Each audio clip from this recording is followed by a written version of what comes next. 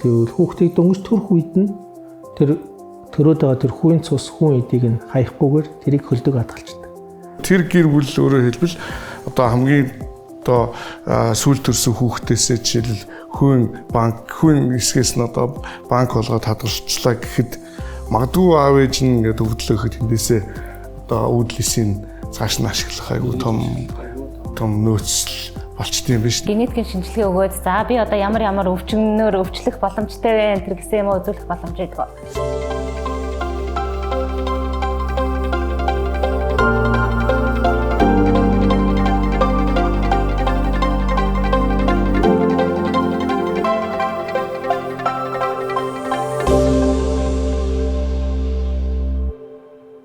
Сайн байцгаана уу? Медкастын маань ээлжид нэгэн дугаар таны төлөө бид эмнэлгээс та бүхэнд хүрэхэд бэлэн болсон байна.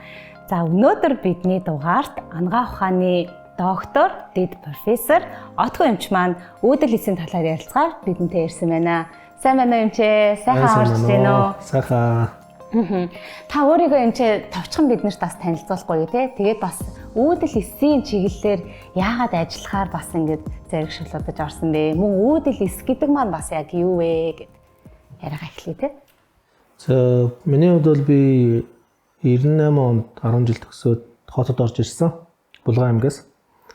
Тэгээ бүх бол сайн мэдж байгаа тий.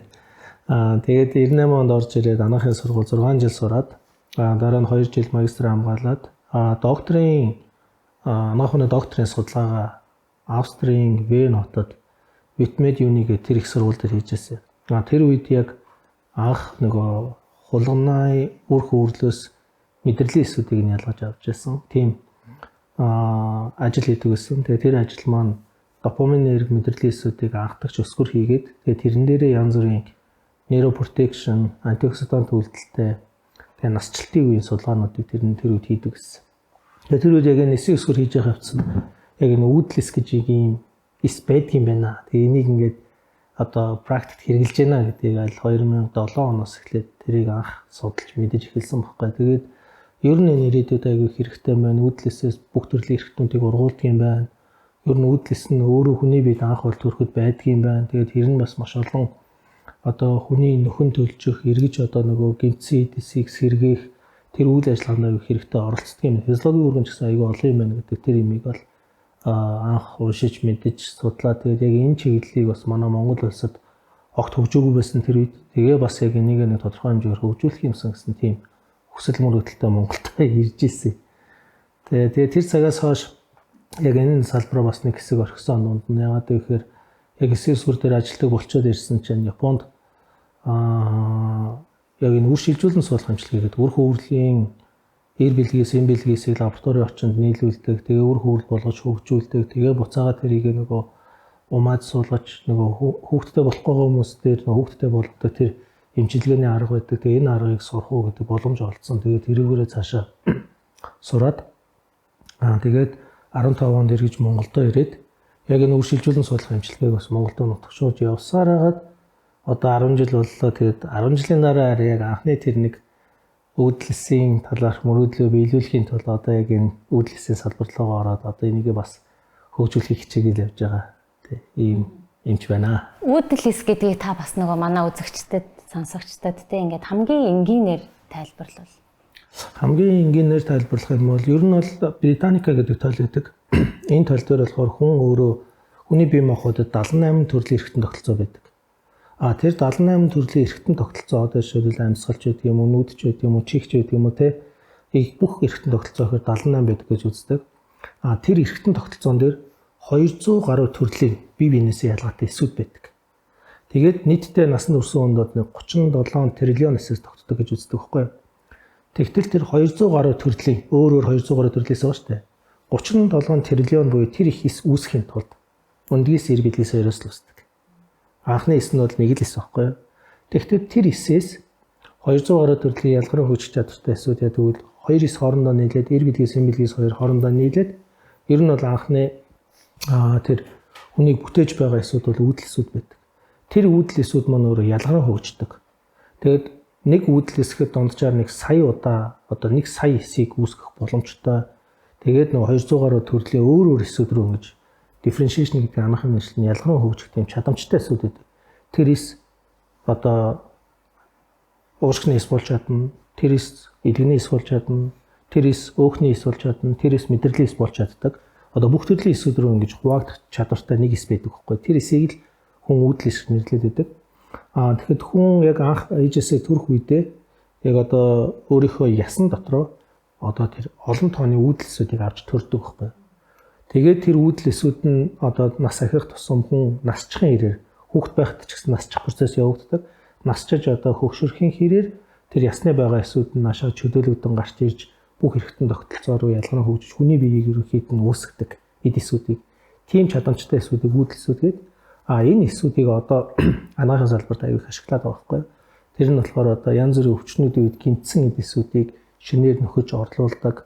Эсүүдийн тоон цөөрцөн бол тэрийг нь одоо оролдог. Бүр үүдэлсийн судалгаа ер нь бол яг судлаачдын зарим үзэл бодол нь үүдэлсийн имчилгээ нь өөрөө сүүл рүүгээ эртний шилжүүлэн суулгах имчилгээ гэднээс их хүртэл халах тийм чадвартай имчилгээ гэдэг тийм ойлголт одоо байдаг байхгүй. Тэгэхээр маш тийм имчилгээний өндөр потенциал буюу чадамжтай тэгээд аюул олон эсүүд рүү хөгжиж чаддаг ийм эсүүдийг л ер нь үүдэлс гэж нэрлэдэг байна. Монгол улсад энэ үүдэл эсийг ашиглаад яг ямар имчилгээнүүд яг одоо үедээ хийгдэж байгаа вэ? Одоогийн байдлаар яг Монгол улсын хэмжээнд бол үүдэл эсийг ашиглаад хийгдэж байгаа нэг хамгийн гол түгээмэл хэрэгэлдэг юм нь бол автолог үүдэл эс гэж байгаа. Тэр болохоор яг өөрийнх нь үүдэл эсүүд. Тэгээ хүн анх төрөхдөө үүдэл эстэй гэж хэлсэн шүү дээ тий. Тэгмэд ясны чөмгөнд байгаа тэр үүдэл эсүүд цусны судас руу ороод ирэхээр өөхний эсүүд болдог. Яг тэр хүний өөхөн давхар байгаа шүү дээ. Өөхөн давхаргачнд дор аягүй олон мезенхимийн үүдэл эсүүд байдаг байхгүй.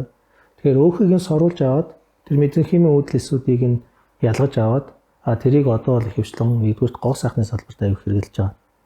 Арьс унжсан байгаа, арьсны хөгшрөл явагдсан тэрэн дээр эргэж залуужуулах маягаар хэрэгэлдэг. Хоёрт нь үений гэмтэлтэй хүмүүстэр үе рүү тэрийг одоо тарьж нөгөө гэмтсэн үений нөхөн сэргэлтийг сайжруулах зорилгоор ерөнхийдөө одоо түлхүү хэрэгжилж байгаа. За, орой минь тодгүй юм чи. Тэг. Үнэхээр одоо бас яг анагаахын шинжлэх ухааны салбарт тийм ээ. Яг одоо энэ бол одоо мод болж байгаа сэдв байхгүй. Би бол одоо бас тэгж тодорхойлоод өнөөдөр бас зочноор отгүйгээ урьж оролцуулсанд бас айгүй баяртай. Тэгээд бас манай урилгыг хүлээж авч ирсэнд баярлалаа.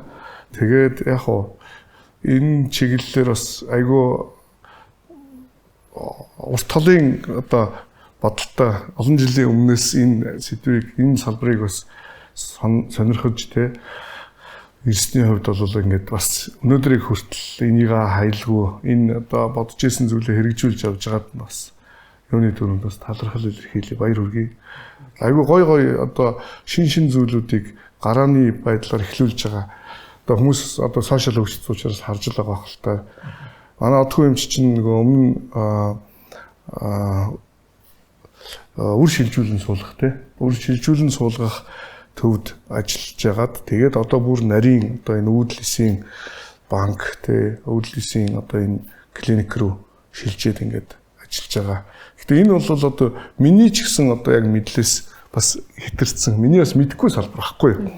Тэгээд яг хоо ер нь бол нөгөө эмч нар ч бол ингээд өөрийн гэсэн одоо мэрэгжлэрээ ингээд чиглэлтэй ингээд тухайн чиглэлээр л хөгжөө явдаг болохоос биш яг бас нийтлэг бүх зүйлийг бас мэддэг хүмүүс бас биш байхгүй. Тэгэхээр надад ч гэсэн үнэхээр сонирхолтой байгаа. Тэгээд Medcast орсноор би ч бас давхар суралцаа явж байгаа байхгүй. Яг үнэндээ тий өмнөх дугааруудынхаа зочдоос ингээд олон зүйлийг мэдж авч байна. Тэгэл эмч хүн ч насан туршдаа суралцдаг гэдэг шиг.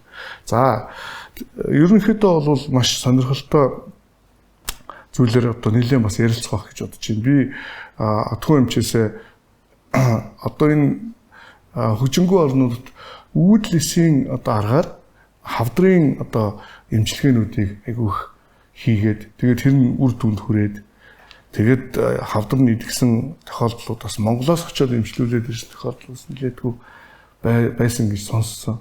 Гэхдээ яг хоо энэ дээр бол нөгөө үе шатаас хамаарах. Дээрээс нь нэг хавсарсан хэд 2-3 эмчилгээнүүдийг бас ингээд цуг хийж иж нэлээ үр дүнд хүрж яана л гэж одоо Япон эмчнэр бас тайлбарласан. Тэгэхээр яг үүдэлсийн одоо зүгээсээ энэ хавдрын практикт ямархуу төвшөнд олон улсын одоо яг одоо юу имчилгээнүүд явагдаж энэ талаар нэг тайлбарлаж өгч.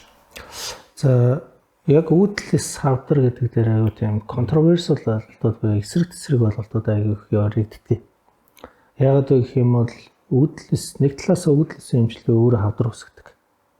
Энэ өөрөө бас нэг том боломж донлын гаргалгаа тайлбарлахгүй. Тэрээс аль ч эсрэг ялгараа өгч чаддаг.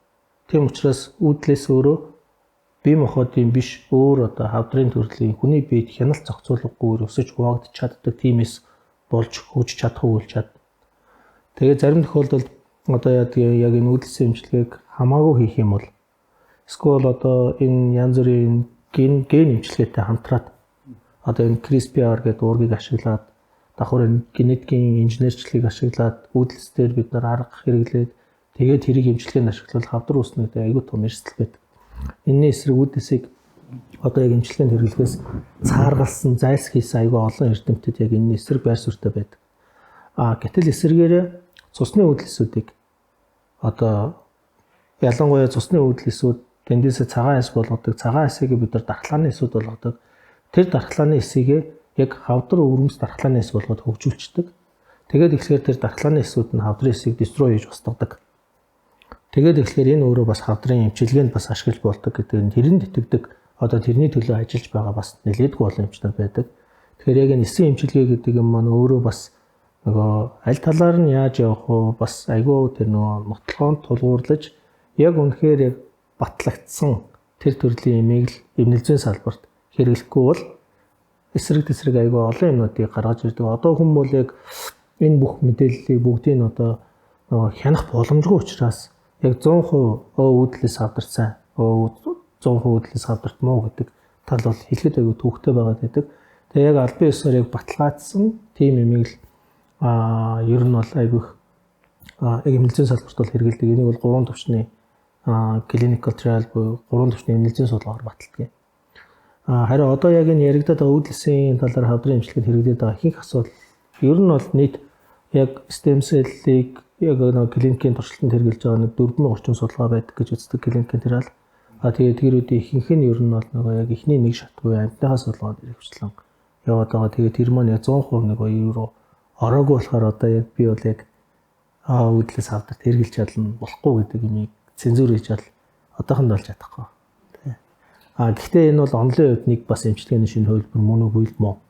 Тэгэхээр бүгдээрээ шууд нөгөө хавдрын эмчилгээ гэдэг рүү орчлоо тий. Тэгэхээр танаас би асах чинь яг үүдл эсийг яаж одоо за мэдээж ямар ч нэг юмар ингээл одоо нөгөө нэг хоёр эсийг ингэж сонгож аваал тий нэг юм руу хийгээл процесс явах тэрийг тий нэг яг задлаад яриул тий. Тэгээ бас нөгөө хүүхдээс авдаг, насны ангилал ямар хүнээс авах уу тий. Тэр талаар бүр ингээд дэлгэрэнгүй бид нэртээс. Тэгэхээр сая би нөгөө ярьсан шүү дээ. Өндгий сэр билгээс хоёр нийлээд үүдл эсүүдийг бий болгодог гэдэг. Яг тэр бол үр хөврлийн үүдл эс. Яг үр хөврлийн эсүүд аягүй тийм үүдл эсийн потенциал буюу чадамж аягүй сайтай. Тэгэхээр одоо л яг үүдл эсүүдийг ерөнхийд нь нэг төрөлт үр хөврлийн үүдл эс гэдэг тийм эсүүд байгаа. Энэ бол бүр мультипотентны шин чанартай, флорипотентны шин чанартай, флорипотентны шин чанартай эсүүд гэдэг байхгүй юу? Аль ч хэрэгтэй урууч чадна гэсэн үг. Лабораторийн орчинд эр бэлгээс эм бэлгээс хоёрыг хооронд нь нийлүүлж үр хөврөл болгоод умаа хананд суухаас өмнө тэр inner cell mass гэдэг массыг нь аваад тэрийг нь үүдлээс болгож ялгаруулан хөгжүүлээд тэгээ зөндөө бол эсийн лайнуудыг гаргаад ирдэг. Тэгээ тэрийг эмчилгээнд хэрэгжилж болдог, тэнцэнээсээ эргэтэн ургуулж болдог, тэнцэнээсээ янз бүрийн өөртөө хэрэгтэй эсүүдийг хөгжүүлж болдог. Энэ бол лабораторийн орчинд гаргаж авсан үүдлэсүүд одоо. Хоёрт нь болохоор induced pluripotent эсүүд гэдэг. Тэр болохоор яг тэр үүдлэсийн генетикийн материалыг индюс хийдэг.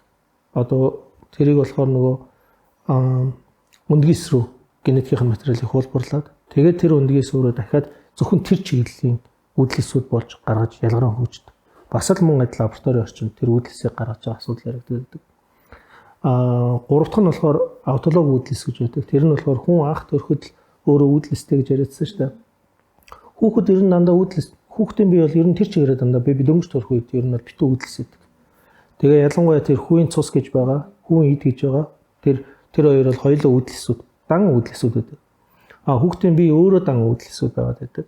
Тэгээд тэр хүүхд маань нас ахихийн хэрэг тэр үүдэлсүүдийн янз янзын эсүүд рүү ялгаран хөгжиж нөгөө том болж энэ өдий бол нас биеийн дүүцсэн хүний бодгалыг олж хөгжтлөө тэр үүдэлсүүд нь янз бүрийн хэмжээгээр ялгараа хөгжөөд тоон цөөрдөг байхгүй.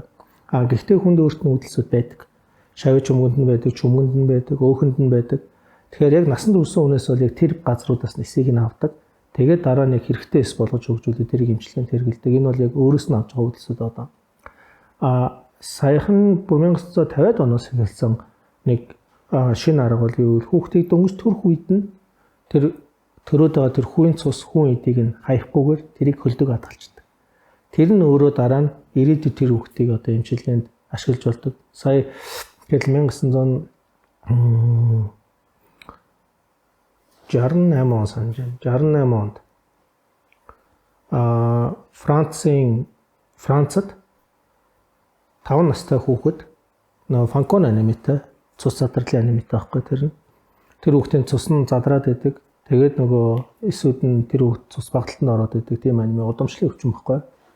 Тэгээд тэр хүүхдийн дүү нь 5 жилийн дараа аав ээжээр нь жирэмсэн болсон. Гэхдээ тэр хүүхд 5 жил фанкон анеминд шаналсан. Аав ээжээр нь жирэмсэн болох үед генетик онцлогоо хийгдсэн. Одоо дүү дээр нь гэсэн үг шүү дээ. Ээжийнх нь одоо гидсэн байгаа хүүхдээр генетик онцлогоо хийгдсэн. Генетик онцлогоогоор охин дүү нь нөгөө фанкон анемигүй гэдэг онш нь гарсан. Тэгэнгүүт дүүгийн төрөх үед дүүгийнх нь тэр хүүгийн цусыг аваад хадгалцсан. Тэгээ хүн эдийн аваад хадгалцсан. Тэгээд дараа нь дүүн жоохон том болоод эхлэхээр тэрнээс хойш Америк нэгдсэн улсын эрдэмтэн, Францын эрдэмтэн эмч нар хамтраад дүүгийнх нь тэр хүүгийн цусыг нь хөлдөөж хадгалсан хүүгийн цусыг нь нөгөө хүүхдийн чөмгийг бүгдийг хоосолж байгаа тэр цусыг одоо хүүгийн цусыг шилжүүлэн суулгаад тэгээд тэр хүүхдээс 19 хоногийн дараанаас эхлээд шинэ цусны улаан эсүүд үүссэн. Үүссэн эсүүд нь ямар ч удамшлыг гажиггүй шинэ эсүүд үүсээд гараад ирсэн. Ингээд эхлэнгүүтээ одоо цус хэрвээ тэр хүүхдийн одоо цус задралыг үүсгэж байгаа тэр өвчнийг удамшлын шалтгаантай ямар ч эмчилгээ байхгүй тэр өвчний эмчилгээ 100% болчихж байгаа байхгүй үүдэлсэн эмчилгээгээр. Тэгэхээр одоо бол цусны хавдрууд байна.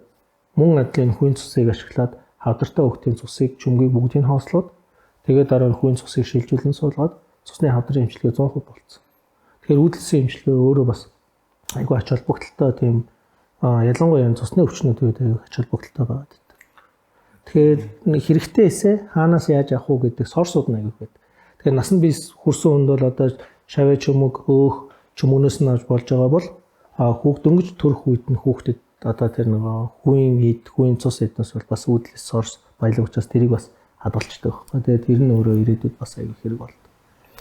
Яг саяны яриатай холбоотой бас түүхийн холбоотой ч яриануд өрнөлөө. Тэгэхээр өөрөөр хэлбэл саяны одоо тэр өөр оронд сая ярьсан одоо тэр тохиолдлуудтай холбоотой өөрөөр хэлбэл сел банк үүсгэсэн гэсэн үг юм тийм үү? Өөрөөр хэлбэл тэр төрөхт нь тэр хүүгийн цуснаас нэмүү бол ихний хэсгээс нь аваад хадгалаад тэгээ нэлээд урт удаан хугацаанд ингээ хадгалдаг байх нь шүү дээ тий. Тэгэхээр одоо манайд энэ эсэм банкыг яг ийм байдлаар одоо юу гэдэг боломжтой юунаас нь дэжээс нь аваад ингээ хадгалдаг тийм юу байгаа юу? Газар байгаа юу? Эсэм банк гэдэг асуудал манай Монгол улсад одоо бидэд яг энэ сел клиник дээр анх хийж байгаа. Тэгээ энэ болохоор яг дөнгөж төрөх үед нь хүүгийн цусыг нь авч хадгалдаг, хүн эдийг аваад хадгалцдаг. Тэгээ тэр хүүхдээ ирээдүйд хэрэгтэй болсон үед нь тэр эсийг бид нэр эргэж гаргаж ирдэг. Тэгээ тэр хүүхдэд гэлтгүү гэр бүлд нь аавд нь таарна, ээжд нь таарна. Тэгээд дараа нэг ах トゥ нарт нь таардаг байхгүй яг төрсэн ах トゥ нартай. Тэгэхээр тэр гэр бүлийн одоо яг тэр хүүхдийг төрөх үед байгаа тэр үүдэлсээс хорсон өөрөө тэр гэр бүлийнхаа бүх хүмүүст одоо хэрэгжилж болох үст тийм банкны одоо систем одоо л яг бидэд сел клиник дээр үүсгэж эхэлж байгаа. Тэгэхээр дэлхийд ер нь яг хоёр төрлийн банк байдаг.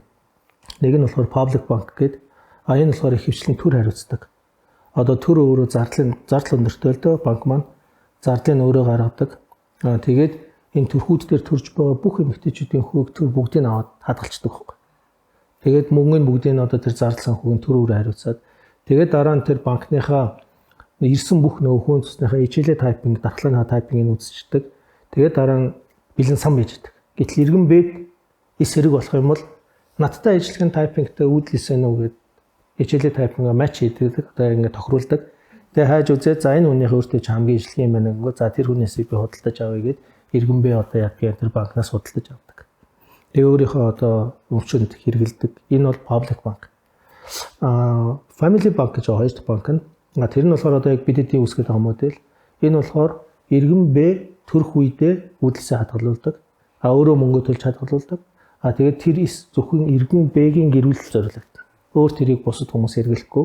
Иргэн Б яг өөртөө хэрэг болсон үедээ л тэрийг одоо өөрийнхөө гэр бүл үр хүүхдүүдэд тэдэртээ хэрэглэдэг. Энэ банк бол яг Family Bank зөвхөн өөртөө зориулж хадгалж байгаа юм банк байгаа. Тэгэхээр энэ бол их хвчлэн дандаа хувийн секторуудын орон дээр явдаг. Одоогийн байдлаар бид эдийн хувьд бол энэ Family Bank-ыг үүсгэхийг зориод тэгээ яг сая 3 сараас үйл ажиллагаа эхлээд ихнийхээ амжилттай хэд эсүүдийг бид нар хадгалаад яваад байгаа. Тэгэхээр эсийн энэ банк маань бас тодорхой хугацаанд хадгалдаг. Хэрв тэр хүн ашиглахгүй л явах үед асуудал яригддаг. Тэгэхээр дараагийн нэг боломжтой хэлбэр нь юу вэ гэвэл би түрүү анх хэлсэн шүү дээ хүүхд одоо төрөлтөлд нийлүүлэл эсүүд гэдэг. Тэгээ яг тэр үүдэл эсүүд ер нь 40 нас хүрээ тэрнээс хойш үүдэлсийн чадамжийг буурдаг байхгүй. Үүдэлсэн ч хөшөрчдөг. Эсүүдийн тоонч цөөрчдөг. Тэгээд ихлээр хүн ер нь 40 нас хүрээ тэрнээс хойш ер нь дандаа нэг бие махбодын эсүүдийг алдаж эхэлдэг. Тэр үед тэр хүн 40 хүртлээр ер нь хэр эрүүл амьдралын хэм маяг баримталж хэр өөрөө тэрийг нөөцөлж хадгалж тэр сорсоо хамгаалж үлдэж чадсан байна. Нас бартлаа тэрээсээ зарцуулдаг. Тэгээд эсээ хэрвээ хангалттай эрүүл хадгалсан байх юм бол 40 нас хүртэл хадгалсан байх юм бол тэрнээс хойш ер нь яг тэр эсүүдээ дахиж одоо гарч ирсэн эсүүд нь цөөрсөөр хагаад хүн ерөөдөө нас бардаг гэж үздэг байхгүй. Тэгэхээр ирээдүйд эрүүл урт амьдрахын тулд тэр эсүүдийн үүдэлсийн тоог их хэрэгтэй байдаг. Тэгээд эхлэхээр магадгүй зүгээр хэрвээ хэрэглэхгүй бол 40 хүрээд эхлэхээр тэр хүн эргэц сэнгэлдэг. Тэрсээр хүн цуснаас нь авсан эсүүдээр нь шавж хөнгөн цэнгэлж өгч болдог. Өвчин тусааг байсан ч. Тэг өвчин тусааг байсан ч. Үүдэл эсүүдийг нь одоо эргээгээд ч мөрөнд бид нар суулгаж өгдөг. Тэгээд эхлэх юм уу тэр хүн дахиад эргэж сэнгэлэгддэг. Тэрэнд дахиж өвчин тусахад залуу эсүүд нь эргэж орж ирж байгаа учраас яг залуу бод ишүү бие махбод нь ажиллаж эхэлнэ гэсэн. Энэ өөрөө эрүүл урт наслтыг бас бий болох нэг аюул том бас нэг чухал суурь бас болоод байгаа. Тэгэхээр нөгөө үүдэлсийн банк маань ер нь хамгийн дээд хугацаа ч юм уу ямар хугацаанд ir хадгалах боломжтой гэж үзтээ. За онлын хувьд энэ маань хугацаа байдгүй. Жишээлбэл эсийн банк бол ер нь бол яг эртээр үес түүхийн хувьд бол хамгийн анхны санаа дээл усаг гаргасан байдаг байхгүй юу. Тэр маань нөгөө агарын мөмлөг гэдэг чинь агарын мөмлөг хийсэн эрдэмтэн байхгүй Франц эрдэмтэн. Агарын мөмлөг дотор явж хаад хасах 12 градусын температур дээр усны кристаллууд жижигхэн кристалл хөлдөхгүй байгааг анзаарсан тийм эрдэмтэн байна. Тэгээ ус ер нь ингээд усны молекул хэдий ч жижиг байх тусмаа дулаан намжуулалт айгүй хурдан тийм кристалл таст үүсгэж мөсчиж хөлддөггүй мэн гэдэг санааг тэр хүн одоо бүр 1800 онд бичүүлдсэн мэт юм л. Тэгээд дараа нь харин тэр 1900-аад оны яг ихэнх үеэр 19-р зууны үед эрдэмтэд угаасаа л хүний нөхөн өрчгийг хадгална гэдэг асуудал яригддаг. Цэргийн үед хүмүүс нас ордог, дайны үед нас ордог, гинт нас ордог. Тэгэнгүүт нөгөө хүний чи эр билгисийг нь хадгалах гэж үзсэн байт юм ба. Тэгээд тэрийг зүгээр ингээд шууд хөлдөөгөөл эргэж гисгээгээл тэгээд нөгөө хадгалж болж байгаа нөгөө гэдгийг үзээл. Тэгээ угаасаа шууд хөлдөөгөд гисгээхээр энэ хөлдөөлт гисгээл хадгалтыг чи хамгийн том юм нь бол усны молекул байхгүй. Эсий чинь 80% ус байгаа. Тэгтэл усууд эсийн дотор байгаа ус өөрөө шууд хөлдөхөр юм тас түсээ кристалл үүсчдэг. Тэгээ тэр кристалл нь эсийн дотор бүтцүүдийг нөгөө гинтэг гэдэг байхгүй. Тэгэхээр шууд хөлдөөгөд гисгээчээр нөгөө эс маань амьдарч чаддгүй байхгүй. Тэгэнгүүт тэр Дюсаки ойлголтон дээр усны молекулууд нь бүгдийн жижигхэн юм болгоод өгөө. Тэгээд хөлдөөгөө хадгалчих юм бол энэс үхэхгүй хадгалж болох юм гэдэг санаа дараа нь гарч ирсэн. Тэгээд эхлэхээр нөгөө тэр усных нь өөр глицерол DMSO гэдэг одоо бид лабораторид ашигладаг тэр бодисуудыг авчиж хийгээд тэгээ тэр нөгөө эсийн доторх усыг бүр ингээд бүгдийн нэм жижигхэн молекул болгоод хувиргачдаг. Тэгээ хөлдөхөр нөгөөх нь ямар ч кристалл үсгүйгээр хөлдчихдөг. Тэгэнгүүт тэгж хөлдөөгөд эргээ гисгэнгүүт нөгөө эс маань амьд гисчдэг. Тэгээ амьдралыг эсийн амьдралыг бүр яг тэг болгож зогсоодог байхгүй. Тэгээ одоо бол яг хасах 176 градус шингээ азотод хөлдөж байгаа их банкуд. Тэгээ хасахтууд 176 градус бүх молекулуудын хөлгөөнүүдийг зогсоочдөг. Тэгээд эсийн цагийг зогсоочдөг. Тэгээд тэр эс амьдрахгүй байгаа л. 100 жилийн дараа ч энийг эргэж гисгэх юм бол эргэж амьдрч болно гэж үздэг.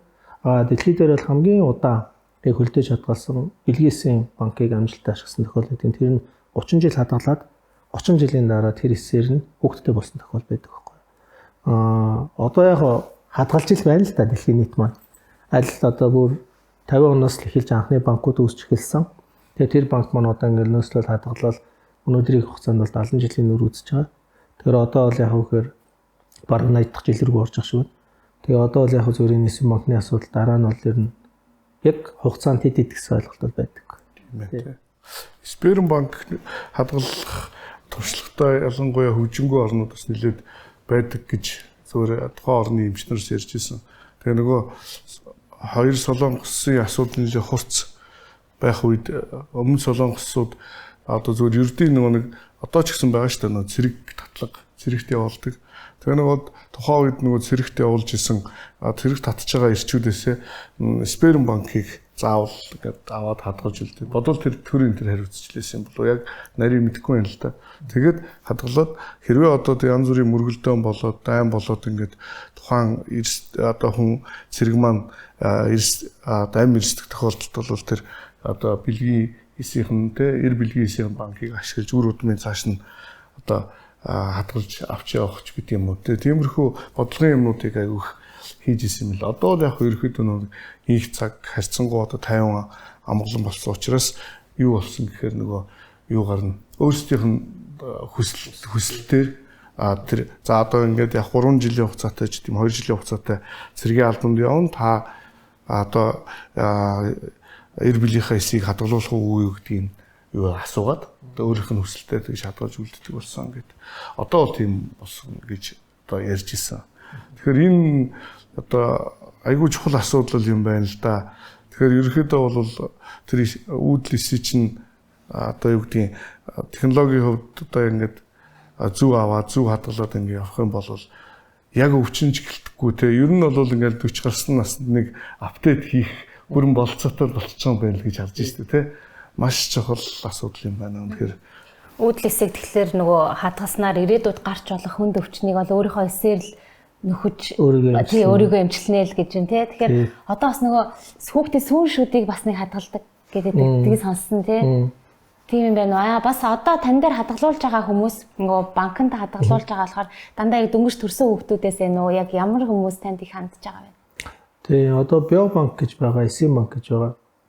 Тэгээд эсийн банк гэдэг сая бол зөвхөн бид тэр хүүгийн цус хүүгийн эд гэдэг хоёр юм хадгалдаг гэж яриад байна шүү дээ. Яг манай үр шилжүүлэн суулгах эмчилгээний салбарт бол эр бэлгийн эсийн банк байгаа, саяын нөгөө Эрдэнэ нотор хэлсэн банк байгаа. Дараа нь өндгийн эсийн банк байгаа. Тэгээд төмсгний банк гэж байгаа. Өндөвчний банк гэж байгаа. Тэгээ өндгийс эр бэлгээс хоёр нийлээд үр хөврөл болдог. Тэгээд тухайн гэр бүл зөрүүл бас үр хөврлийн банк гэж байдаг. Тэр л одоо нөгөө хүүхдээ хөлдөг адалцсан гэсэн үг байхгүй. Дээр нь нэмээд саяын хүүгийн цус хүүгийн эд байгаа. Тэгээд шүдний банк байгаа, нүдний банк байгаа. Аюул олон төрлийн тийм банкуд байж болдог байхгүй.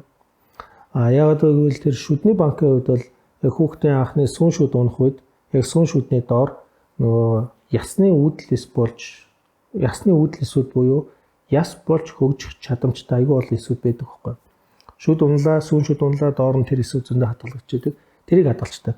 Тэгээд дараа нь энийг юунд ашигладаг вэ гэвэл энэ нүүр ам стоматологийн салбарт авих ашигладаг. Ялангуяа нүүрний гажиг заслахын авих ашигладаг юм лээ. Тэр нь болохоор одоо нөгөө эрүүний яс эднээс бүр ингээд суларцсан, сэрэгчсэн. Тэгээд нөгөө шүднүүд нь унаад байдаг. Тэгээ тийм хүмүүстээр нөгөө эрүүний яснууд маань титан суулгац хийсэн ч нөгөө сэрэгцсэн учраас тогтдоггүй. Тэгээ айгүй төвхтэй тийм одоо тэр хүний тэр нүүр амны гажиг сувгийн засахад айгүй төвхтэй байгаад байдаг. Тэгэнгүүт хэрэг тэр хүн хүүхэд байх үедээ нөгөө сүүн шүднийхаа доор байгаа үүдлсүүдийг хадгалуулсан байсан бол тэр эсүүдээр нь эргэж тэр нөгөө ясанд нь суулгаж өгөөд тэдгэрүүд нь эргээд эрүүний ясыг бэхжсэн шинэ яс болж ургадаг эрүүний ясыг бэхжүүлдэг. Тэрний дараа тэрэн дээр нөгөө шүдний титан эднээс юм суулгацаа суулгаж өгдөг. Тэгээд яг энэ манай нүүр ам судлалын салбарт бас гарсан бас нэг аюул том шинэ эмчилгээний дэвшилт технологи. Тэгэхээр энэний хүүхд бол яг тэр үед хүүхдэд яг тэр шүд унах боломжтой клинисийг авч хадгалах аюул тийм том ховорхон цаг хугацаа байдаг байхгүй. Тэгэхээр хүүхэд байх үед ер нь хүүхдүүд аюул хүүдлээсээ ингэж алдаж байдаг. Тэгээ тэр алдаж байгаа тэр моментуудыг л тэр момент нэг л удаа олддог, дахиж олддоггүй. Тэгээ тэр моментуудыг л яг зөв бид нэр ашиглаж хадгалж чадах юм бол ирээдүйд тэр хүүхдэд аюул үнцэнтэй тийм эрүүл мэндийн одоо капитал болоо хувирчдаг. Тэгээ аюул том капитал болчдөг. Гэтэл одоо л яг үгүй хүүхэд төрлөө, хүн цусын хүн эдийн бүгдийг хайчдаг. Шүдэн унлаа, нохоод өгчдөг. Тэгэл дараа нь тэрийг ямар ч дахиж ашиглах боломжгүй болчиход байгаа байхгүй. Тэгэхээр шинжлэх ухаан хөгжихийн ирээр одоо сайн тэр Гейл Усакийн гарсны хэрээр харин одоо бидэд азтай энэ эсүүдийг хадгалж үлдэх боломж нэгтчихэд байгаа байхгүй. Өндөвчний эдийн хувьд болохоор нэгдүгээр нөгөө насанд хүрээгүй охтууд дээр яригддаг. Насанд хүрээгүй охтууд гэдэг нөгөө шилжилтийн насны эхлэхээс өмнө тухайн охтууд хэрв ямар нэгэн хавдрын өвчнөд жишээлбэл одоо цусны хавдартай байж үлдэх хүүхэд тэгээд өөр бусад эрхтний хавдартай байж үлдэх. Ягаад гэвэл хавдар нас залуужаад байгаа байхгүй юу? Энэ дээр тэр эпигенетик өвчин зөөсөд их ороод байгаа сүлүүд. Тэгээд тэрнийхээ холбооноос ингээд нас залуу болсон өсвөр насны охтууд хэрвээ хавдартай боллоо гэж бодоход ялцчгүй хавдрын нэг эмчилгээ бол юу вэ? Хим эмчилгээ байдаг. Энэ хим эмчилгээ өөрөө gonadotokсик гэж анаахын нэрлэдэг. Тэр болохоор нөгөө нөхөн үрчгүй эрхтнүүдийг дандаа destroy хийж гэмтээдэг тийм хим өвчин зүйлсүүд хавдрын эсийг ч устгадаг. Дахиад нөгөө өндөвчөнд байгаа эсвэл эрхтэй хүүхдийн төмсгөнд байгаа тэр эсүүдийг устгадаг байхгүй. Тэгэхээр хавдрын 6 удаагийн курс гэдэг юм уу 8 удаагийн курс эмчилгээ явуулаа. Дараа нь тэр охины өндөвч дахиж ерөөсөө хизээж эргэж сэрхээргүйгээр гэмтдэг. Тэгээд эхлэхээр яг ийм эмчилгээнд орох гэж байгаа одоо өсвөр насны охтуудын өндөвчийг наваад хадгалцдаг. Өндөвчний эдийг нь яг бас адилхан саяны технологиор хөлдөг хадгалцдаг. Тэгээд химийн эмчилгээ эднээс явлаа. Яг гэвэл хавдрын эмчилгээ одоо аягүй сайн болчиход байгаа шүү дээ. Эрт дэлгэрүүлэх сайн болчихж байна. Хавдрын эсрэг химийн эмчилгээнөө сайн болж байна. Тэгээд бүр personalized буюу хувь хүн өвөрмөц хавдрын одоо яг энэ хавдартан зориулж энэ химийн эмийг хэрэглэн гэдэг тийм генетик онцлогоо сайжраад одоо тэр хувь хүн рүү чиглэсэн хавдрын эмчилгээ хийдэг болчлоо. Үр дүнд нь хавдрын дараах одоо амьд үлдгэсэд гэдэг нь тэрнийх нь одоо тоон илүү их болцсон, удаан хугацаанд амьдардаг болцсон. Тэгээд эхлэхээр тэр хавдарт одоо шаналсан хүмүүс дараагийн амьдралдаа ороод ирэхээр нөгөө хөрчгүй асуудал нь дахиад эргээд асуудал болж гарч ирдэг. Тэгээд тийм үед нь тэр хүүхдийг хэрвээ хадгалчих юм бол дараа нь одоо тэрийг нь эргэж нөгөө арьсан доорн суулгаж өгдөг. Тэгээд эргэж тэндээс нь өндгийн хэсгийг нь хөгжүүлдэг. Тэгээд тэр охины хөрчгүй үйл ажиллагааг шийдэж өгдөг, үр удмыг үлдээж өгдөг. Энэ бол нөгөө өндөвчний банк байхгүй юу? Төмсгний банк нь яг энэтэй ажилладаг. Хүүгүүд дээр яригддаг. Энэ болохоор төмсгний банкуд авчдаг. Тэгэхээр нөгөө яг ингэж биобанк буюу эсийг ингэж банклж хадгална гэдэг нь одоо анаахын маш олон салбарууд дээр ирээдүйд бас тэр хүнд айгүй олон боломжийг олгож өгж байгаа тийм нэг арга. Дараа нь болохоор одоо энэ Apple корпорац байна, Google корпорацууд байна. Айгүй мундаг эмэгтэй ажилчтай гэрээ идэг. За, чи манад 10 жил ажилланаа.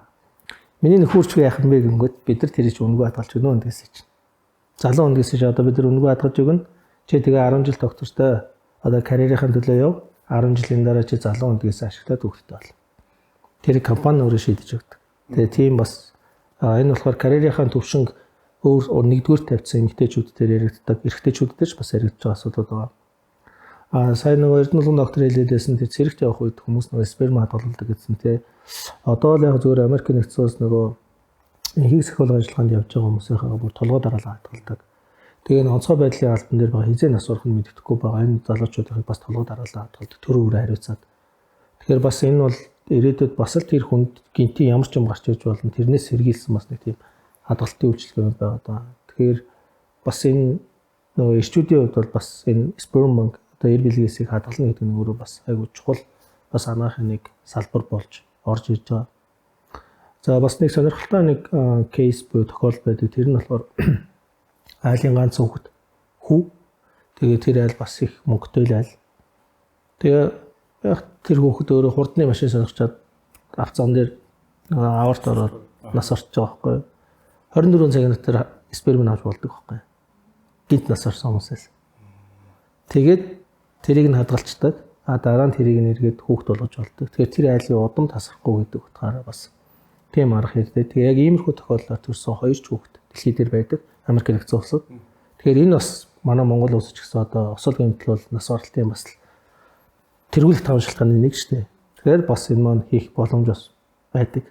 Тэгэхээр эсээ банк гэдэг өөрөө бас аюул чухал ач холбогдолтой байхгүй тий.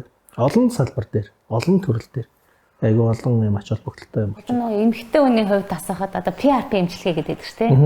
Хөгшрөлтийн эсрэг гоо сайхан гой олгон тий. Тэгээ бас дээрэс нь нөгөө өсргуулна гэдэг бас байгаа тий. Хэрвээ энэ хэдийн хугацааны энэ эмчилгээнд би одоо за одоо жишээлбэл би 20 настай бай гэж бодъё тий. Тэнгүүд тэр PRP эмчилгээг хийлгээд хахад хэдийн хугацаанд хийлгэх боломжтой. Тэгээ хэдийн хугацаанд одоо би 20-с дээшлэхгүй бараг тий тэгж харагдах үеч гэдэг юм уу тий. Одоо гой бас залууга мөнгөний залуугаараа л хаах гэдэг шүү тий. Тийм боломж бас байдгүй. Одоо үрчлээдэггүй тий. Өнгөрийн гаднах харагдах байдал шүү дээ тий. Тийм. Тэгэхээр PRP бол яг үүдэлс биш ээ. За. Тийм. PRP бол ялтас эс гэж байдаг байхгүй хүний цусан дотор эсийн эмчилгээний нэг төрлөө. Тэгээд цусан дотор 3 эс байгаа. Улаан эс, цагаан эс, ялтас эс гэдэг. Улаан эс нь болохоор хүчил төрөсцөөдөг эс. Цагаан эс нь болохоор дархлааны эсүүд. Ялтас эс бол яг одоогийн ном дээр анагаахын бидэд заасан ном дээр бол юу гэж бичдэг вэ гэдэг нөгөө цусны бүлгэлтийг хариуцдаг, цус бүлгэнүүлдэг эсүүд, цус урсамтгай байх юм уу, шингэн байх юм уу гэдгийг зохицуулдаг эсүүд нь ялтас эс гэж заадаг байсан. Гэтэл одоо орчин үед энэ ялтсыг өөрөө бас нөгөө яг тэр хэсэг газараа шин судсыг үүсгдэг, эдийг нөгөө эдгэрүүлж өгдөг. Тэр хэсэг газрын дархлааг зохицуулах тийм айгүй чухал үүрэгтэй тийм эс гэдэг. Тэр үүрэг нь нэгдэж гарч ирээд байгаа байхгүй. Тэр үүргийг л ашиглаж байгаа. Цусыг нь авдаг, 20 мл ч юм уу 30 мл цус авдаг. Авсан цуснаас ялтас эсүүдээ ялгадаг. Гэтэл тэр ялтас эсийн дотор нь хоёр үндсэн том мөхлөг гэж ярьдаг монголоор анагаахын хэршил эсийн дотор байдаг ийм биологи идэвхтэй бодис агаас айгүй бол энэ цэврүүн цэрүүд тахгүй. Англиар болохоор тэрийг эксосом гэдэг. Ялтас эсийг их хэмжээтэй яг тухайн хэсэг газар тариад өгөхөөр тэр ялтас эс тэр хэсэг газар очингуудаа эксосомо ялгаруулад ялгарч байгаа эксосом нь өөрөө нөхөн төлжүүлэх үүрэгтэй. Тэгээд дархлаа зохицуулах үүрэгтэй. Энэ хоёр үүрэг нь одоо маш олон салбар дээр одоо үеийн дээр PRP хийж байна. Гоо сайхны зорилгоор PRP хийж байна.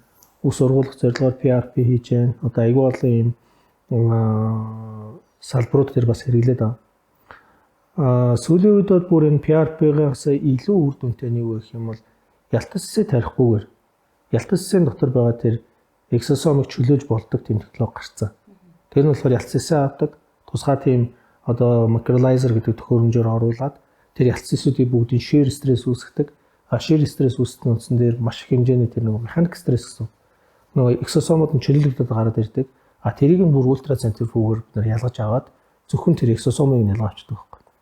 Тэр нь өөрөө яг ялтас эсээсээ яг онлын үед бол бүр 10 дахин илүү тийм үйлчлэгээтэй. Тэгээд тэрийг нь одоо сүүлийн үед төлхөө аявих одоо саяхан ярьсан тэр гоо сайхны эмчилгээнээс хэрэглээд байна. Яг өөрөө чи асуусан одоо яг 20 жил хэдэн жил ингэж одоо өргөжлөгөө гэдэг тэр байдлыг бол хэлэхэд хэцүү. Тэр бол хувь хүний өөрийнх нь амьдралын хэм маягтай холбоотой одоо аявих стресстэй байгаад байдаг, амьдралын буруу хэм маяг хэрэглээд байдаг, химийн хүчин зүйлсийг харьцаад байх юм бол хөгшрөл илүү хурдан л явагдана. Тарсанч нөгөө эс нь үхээ л юм гэсэн үг тийм. Тэгэхээр тэр бол өөрийнх нь нөгөө яг хувь хүний өөрийн эрүүл мэндийн байдалтай нөгөө амьдралын хэм маягтай холбоотой учраас тэрэн дээр бол яг тэд гэдэг баталгаатай хугацааг ямар ч одоо анагаахын салбарын эмчнэр л хийж чадахгүй байна. Тийм. Гэхдээ үйлдэл нь болохоор яг тэр хэсэг газараа нөхөн төлжүүлэх өрөвслийн эсрэг гэднээс тэр үйлдэл нь өөрөө яг нөгөө залуу байх, актив байх, идэвхтэй байх тэр нөхцөлүүдийг бүгдийг хангаад өгч байна. Хүний эс гэдэг зүйлийн одоо биологийн өгөгдөл гэдэг айгүйх чухал байт юм байна. Биологийн өгөгдөл. Өөрөөр хэлбэл удмын өгөгдлүүд, удмын өгөгдлүүд.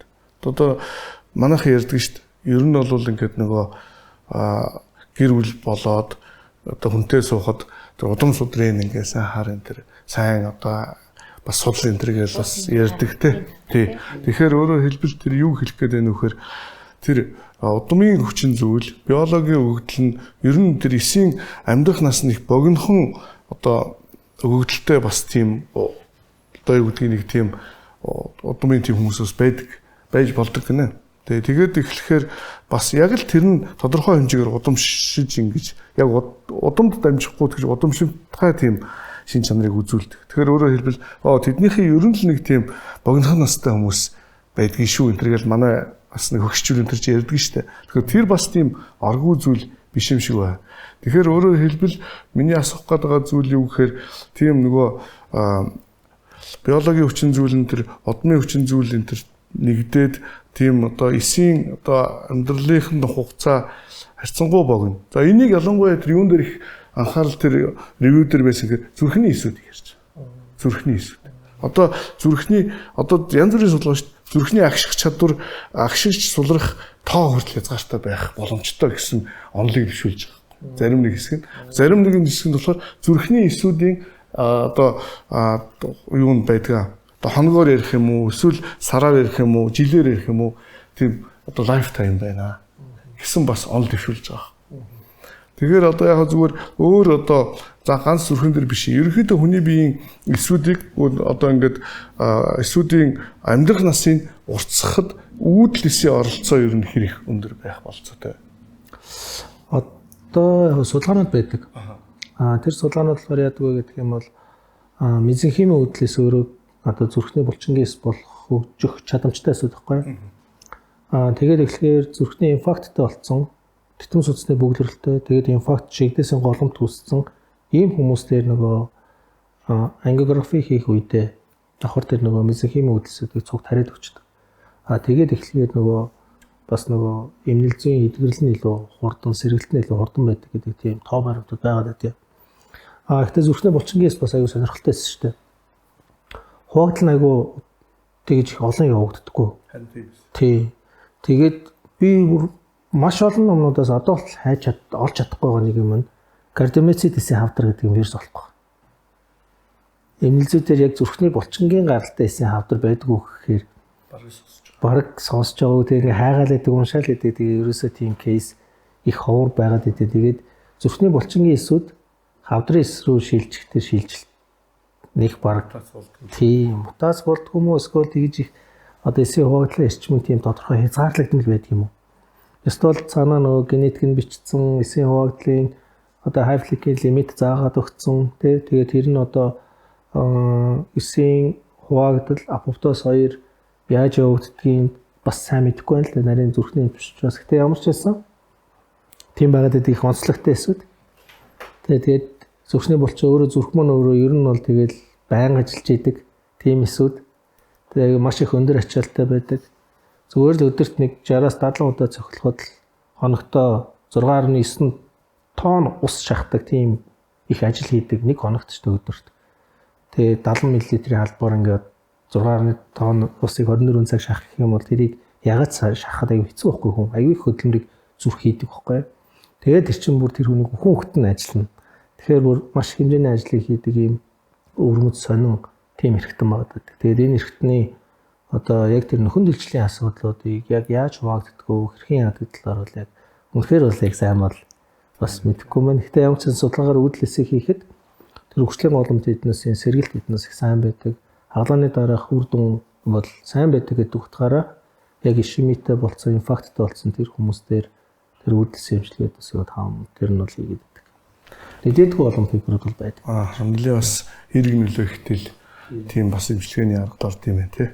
Нэр зүрхний булчингийн эсийн хавдар гэж. Яг би зүрхний эмч биш л дээ. Гэхдээ хавдрын одоо ингээд юг дата судалгаач гэдэг юм уу шиг ер нь баг л байдаггүй тий. Тэгээд ингээ үзэхээр тэгээд нэрэл тийм да тий. Тэр их одоо нэг өсөндөө насаас шүү дээ. Тэгэхээр нөгөө жин ихтэй болоод таргалах тусмал нөгөө насаасын маань ажиллах юунд ачаал нь олон ихсэл тэр нөгөө зах хүртэл л одоо тэр цусыг хүргэхийн тулд асар их ачаалтай ажиллах учраас ер нь бол одоо ингээд харахаар японочууд чинь одоо яг нэг хэсэг бол хамгийн өндөр настай тэгээд дундаж настай гэж ард түмэл гэдэг байсан. Одоо ч яг өндөр хിവэрэл байгаа. Тэгэхээр ингээд Япон хүмүүсийг харахад бол бас л ер нь мэдэн шүү дээ. Энэ торхайгаа ойлгож юм хүмүүс байдаг. Тэгэхээр бас л их нөлөөтэй л байдаг. Зүрхэндээ ирж байгаа ачаал айл бол бага байна. Тийм байна. Энд чи тэгэхээр одоо яг танаас би нэг зөвлөгөө авмаар л да. Ямар хүмүүсийг одоо та ингээд өөдлөөсөө хадгалуулаач тий яг ийм тохиолдолд жишээлх нь одоо яг тийм өвчний өмнө одоо ингээд хавдрын эмчилгээ ч юм уу тийм эмчилгээ орох чаавал та өөдлөөсөө хадгалуулах нь бол танд ер нь хамгийн сайн дэмтэй болно шүү гэдэг хэнийг та хамгийн их уриалмаар гэх юм уу тий. Банкалж хадгалах асуудал яг одоогийн байдал дээр өөдлөөсөө банкалж хадгалах ховорхон боломжтой төрөх үйдэл байхгүй. Тий. Автолог өөдлөсүүдийг тухайн хувь хүний өөрөөс нь авч байгаа өөдлөсүүдийг хадгалаад тэгээ эргээгээ тэрийг ашиглана гэдэг асуудал харьцангуй одоогийн байдлаар анаахын салбарт яг шинэ явагдаж байгаа юм. Тэгэхээр ер нь бол зүгээр ихэнх одоо байгаа банк яг сүүлийн банкуд бол яг хүүхэд төрөх үед л тэр одоо олдож байгаа хүн эд байгаа. Тэгээ дотор нь байгаа хүн цус байгаа. Энэ хоёр бол хамгийн их өөдлөсийн сорс тэр үед л байдаг. За дараагийнх нь болохоор сүүлийн үед гарч ирээд дархлааны банк гэж гарч ирээд байгаа. Тэр нь болохоор залуу хүмүүс. Нөгөө цагаан эсэд хадгалж болчдөг. Залуу байгаа. одоо залуу байх үеийн цагаан эсүүдийг хадгалцдаг. Тэр нь өөрөө дархлаа чадамж нь илүү залуу унах шиг байдаг. Тэгээд тэрийг нөгөө 20 30 жил хадгалдаг учраас тэд нар хадгалчаад дараа нь хавдар тусах үедээ ч юм уу эсвэл дараа нь хөгшөрөх үедээ тэрийг эргээгээд өөртөө баг багаар тариулаад гэдэг өөрийнх хийсдэг залуу эсүүдээ. Тэгээд ихлээр өөрийнх нь нөгөө нөхөн сэргийх ядрах одоо тэр асуудлаас нь хамаагүй өөрчлөлтөд дархлаа тогтолцоонд нь илүү сайн ажилладаг ч гэдэг юм уу те. Хавдартай байх юм бол өөрийнхөө цагаан эсүүдийг тариулаад хавдрын эмчилгээг хаажгаар хэрэглэдэг. Тэр нь эргээд хавдрын эсрэг тэмцэх байдал идэвс нь хамаагүй сайн болчдөг ч гэдэг юм уу те. Тэр утгаараа яг залуу байгаа хүмүүс дээр нэг санал болгогддог банк нь болохоор дархлааны эсрэг банкуд гэдэг байхгүй. Хөгшөрсөн оноо эсүүд бас давхар хөгшөрсөн байдаг учраас тэрийг нэг хадгалаад байх гэдэг асуудал харьцангуй одоо нэг яригддаггүй. Гэтэл өвчин ямар өвчний үед одоо гэдгийг хүн хэлэхэд айгууцсахгүй. Би одоо тим хавдартай болно гэж хэлж чадахгүй. Би одоо тэрүүгээр өвдөн гэж хэлж чадахгүй. Тэгээд эхлээд тэднэрт зориулаад энэ эсээ хадгалаарай гэдэг санал болгох асуудал нь одоо айгүй хэлэхэд айгүй төвөгтэй. Тэгэхээр үндсэн гол зөвлөмж нь юу вэ гэвэл эс хамгийн баялаг байх цаг хугацаан дээр олддог тэр моментыг алдахгүй л хадгалсан дээр. Тэгээд эхлэхээр энэ бүхнээс хамгийн одоо шилдэг сонголт нь бол хөөхөд төрөх үед хүүн эдийг хүнсээ хадгалаа. Тэр бол хамгийн одоо шилдэг сонголт. Зарим хүмүүс бол нөгөө муу ярилж байгаа юм биш те. Удамшлын магадгүй тэр өвчин одоо миний ээж эмээ гэдэг юм уу аав өвөө гэдэг юм уу те. Тэр тийм удамшлын өвчнтэй байсан. Магадгүй би ийм юмар тэг өвдөх магадлал ихтэй учраас ингээд өгчий гэж бас болох юм те. Тийм болсон. Тэгж бас болно. Дараагийн бас нэг асуудал бол одоо энийг гэхдээ яг хэлж болд юм болоо яа тийм бол те ингээд танах одоо family bank-ыг бол одоо ажилуулж байгаа гэж байна шүү дээ. Тэгээ family гэр бүлийн банк. Энэ банк одоо 10 жилээр юм уу 1 жилээр ингэж төлбөр нь төлөгдөө. Ер нь үн ханшны үед ямар байдаг вэ? Би гадныхныг судалсан чинь нэлээд үнэтэй байсан байхгүй тийм. Тэгээ нэлээд үнэтэй. Яг юг хадгалуулж байгаа гэдгээсээ хамаарна. Тэгээ хамгийн ихнийх нь болохоор процессингийн төлбөр гэж явагддаг. Тэр нь болохоор нэг ойролцоогоор одоо яг ямар технологиг яаж ашиглаж байгаа вэ? Ямар аргаар гарч байгаа гэдгээсээ хамаарат дэлхийд дунджаар нэг 5,000-аас 8,000 долларын хооронд байгаа даа. Энэ хооронд хэлбэлцдэг. Аялал процессинг яг идэ авчлаа, цусаа авчлаа. Яг хүн ис болгоод одоо яг тэрийгээ бүр ингэж яг эсийн төвшөнд хадгалах хэмжээнд хүртэлэнд бэлдээд тэг хадгалж байгаа тэр процессингийн төлбөр байхгүй. Энэс цааш нэгэн шингэн азотод орчдөг. Тийм учраас тэр хүн бол шингэн азот бол байнга уурч идэг байхгүй. Тэгээд эхлэхээр сар болгон шингэн азот нэмдэг. Тэнд 1 эсч вэ нүү 10 эсч вэ нүү хамаахгүй. Ерөнхийдөө тэр шингэн азотын л нэмээд байх юм бол тэр тогноос үл хамааралцаамаар ямар нэгэн хүний нөлөөллөөс үл хамааралцаамаар шингэн азот л доошо булчихгүй бол тэр эс байгаад байдаг байхгүй тэндээ. Тэгээд эхлэхээр тэрнээс хойш одоо зардал бол одоогийн байдлаар бол Монгол улсад бол 1 жилийн тэр эс хадгалах төлбөр бол нэг дунджаар 300-аас 400 мянган гаруй 1 жилд хадгалах нь. Тэгээд эхлэхээр 10 жилээр хадгалж болно тэр хүн. Эсвэл жил жилээр сунгаад хадгалаад байж болно. Тэгээ тэр бол нэг айхтар өндөр үнэтэй бол биш. Шингэн азотын гаргаж байгаа технологи бол нэг үнэтэй биш байхгүй юу? Түүхийд нагаар байдаг. Тэгээ одоо энэ эмнэлгүүдэд хүчил төрөгч нийлүүлдэг компаниуд хүчил төрөгчөөр гаргахад шингэн азот үүсчдэг байхгүй юу? Тэгээ тэр нь зүгээр л одоо үүсчил байдаг тэр азот. Тэгээ тэрийг л одоо анаахын салбарт, яг энэ банкны салбарт аюул сайн хэрэгэлдэг тийм. Тэгэхээр банкны нөгөө гайгүй юм тий. Тэгэхээр нөгөө банкны хувьд болохоор би одоо төсөөлж юм л да нөгөө цусны шинжилгээ авдаг шүү дээ. Нэг тиймэрхүү л жижиг хуруу шилэрхүү юм л хийдэг гэсэн үг. Ер нь яг явших байдаг бай тий. Тэгээ эс болгон өөр ингэсэн хадгалах юутай. Одоо нөгөө эсийн онцлогоос хамаарат. Тэгээ бас ямар байдлаар хадгалж байгаа гэдгээс хамаардаг. Жишээлх юм бол одоо хүний доторх цус байгаа шүү дээ. Тэр цусыг хадгалахын тулд тусдаа тийм цус хадгалдаг байганд хадгалдаг. Хүн эдийн авчаад тэгээ тэрийг эс болгож ургуулж агаад хадгалдаг учраас эсүүдийг нөгөө ийм уусмал байдаг учраас жижигхэн юм хуруу шилтэй виал шиг юм жижигхэн юм хадгалдаг. Гэтэл өндгийн эс байгаа шүү дээ. Өндгийн эс ч юм бол бүр жижигхэн хүний бие хамгийн том эс гэж үздэг л дээ. Гэтэ яг эсээр нь хадгалахын тулд нэг ийм жижигхэн нарийнхан криотоп гэдэг юм дээр хадгалдаг. Тэгэхээр нөгөө яг юун дээр хадгалах вэ гэдэг нь ямар эсв, тэгээ ямар хэлбэртэй байгаа гэдгээс хамаарат янз янзын хэлбэрээр хадгалдаг. Технологийн нууц асууж ш. Одоо багтаа ингэж хайхад байхгүй тийм. Нэг агуулгах шиг тийм. Агуулгах шиг одоо яг хаана хадгалаад айгүй олон хүмүүс ингээл тий ачаалаад дийлгэвэлжүүл тэрийг одоо хаана хадгалах юм бол гайхаад байгаа. Яг уу ер нь бол яг сонсогч нар асуу. Хэрвээ одоо ингээд лайв явж ирсэн хамгийн асуу гэсэн юмнуудын л асуучлаа л чухал тэр би бас бодож лээсэн тэр ерөнхийдөө бол ер нь одоо дунджаар тий одоо нөгөө олон улсад тэр процессинг хийгээд тэгээ хадгалах нь ямар хөө одоо тарифтай байдгүй гэдэг талаар тэгсэн чинь асуучлаа. Яг уу ингээд яг эндээс ингээд бас бодож суух нэ. Ер нь одоо жишээлбэл ингээд хүүхэд төрөхөд тэр нөгөө хүн хэсэг тэр хүн дотор байгаа зүйл хамгийн их юу их өндөр гэж штэ тэ нөгөө үүдэлс. Тэр чинь хамгийн гол нь юу юм бэ штэ. Хамгийн аюулгүй байдлаар авах юм бэ штэ. Тэ ээж дээч болон нөгөө хүссэн хүүхдэд ямар ч аюул учруулахгүйгээр тэрийг авчих хадгалчих боломжтой харагдаж штэ тэ. Хоёрдугаарт одоо жишээлбэл нөгөө юу гэж ярьсан штэ. Өндөвчнөөс тэгээд дээрс нь төмсгнөөс эд аваад ингээ хадгалах тий. Тэрийг одоо авахд жижиг мессежлбараар авдаг уу? Тийм. Тэгдэм шүү тий. Тэр бол ялцгүй мессежлбар, мессежлийн хэмжээнд тусламжтай авдаг. Одоо зүгээр жишээлбэл ингээ бизнес чинь ингээ нөгөө хитавэ хяналттай нэг биопси энэ төр авдаг шиг ингээ авчдаг шүү дээ. Тийм байдлаар бол биш юм байна тий. Хүүхдүүд дээр бол их хвшлийн мессежлбар хийгддэг. Насанд хүрсэн хүмүүс дээр одоо эмэгтэйчүүдийн өндөвчнөөс бид нар өндгийс авдаг. Энэ тохиолдолд бид нар яханы ялтанд авдаг.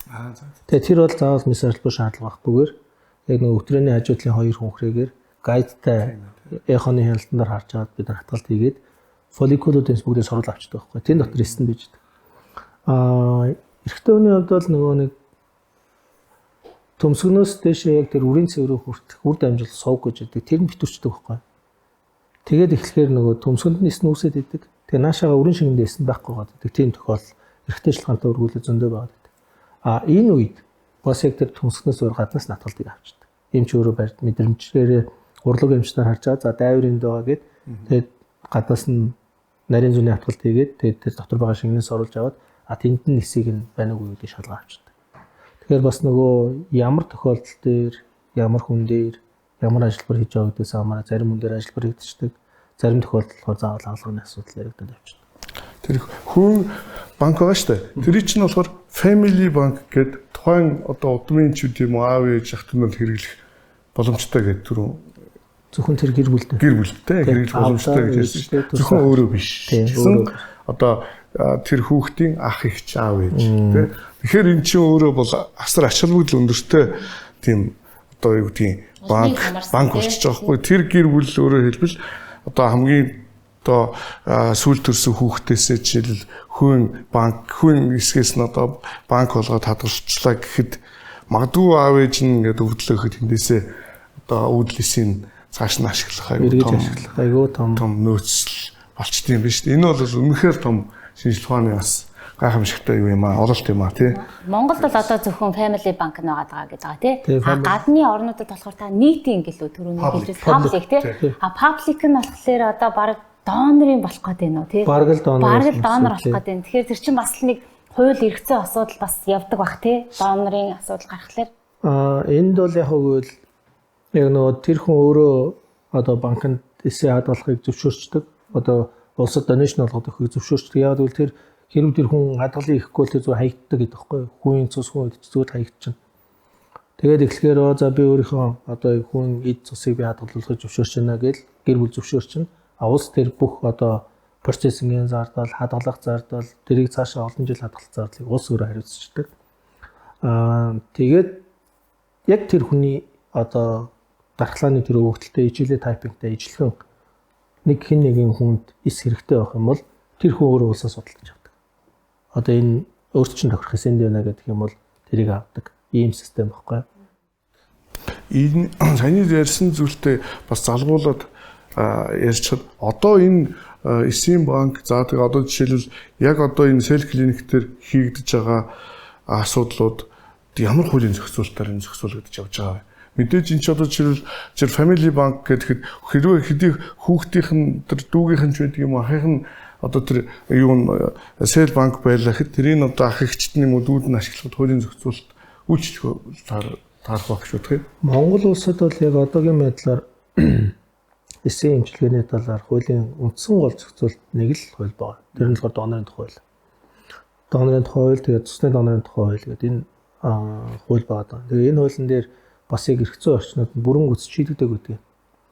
Яг энэ донорын тухай хуулийн дээр бол зүгээр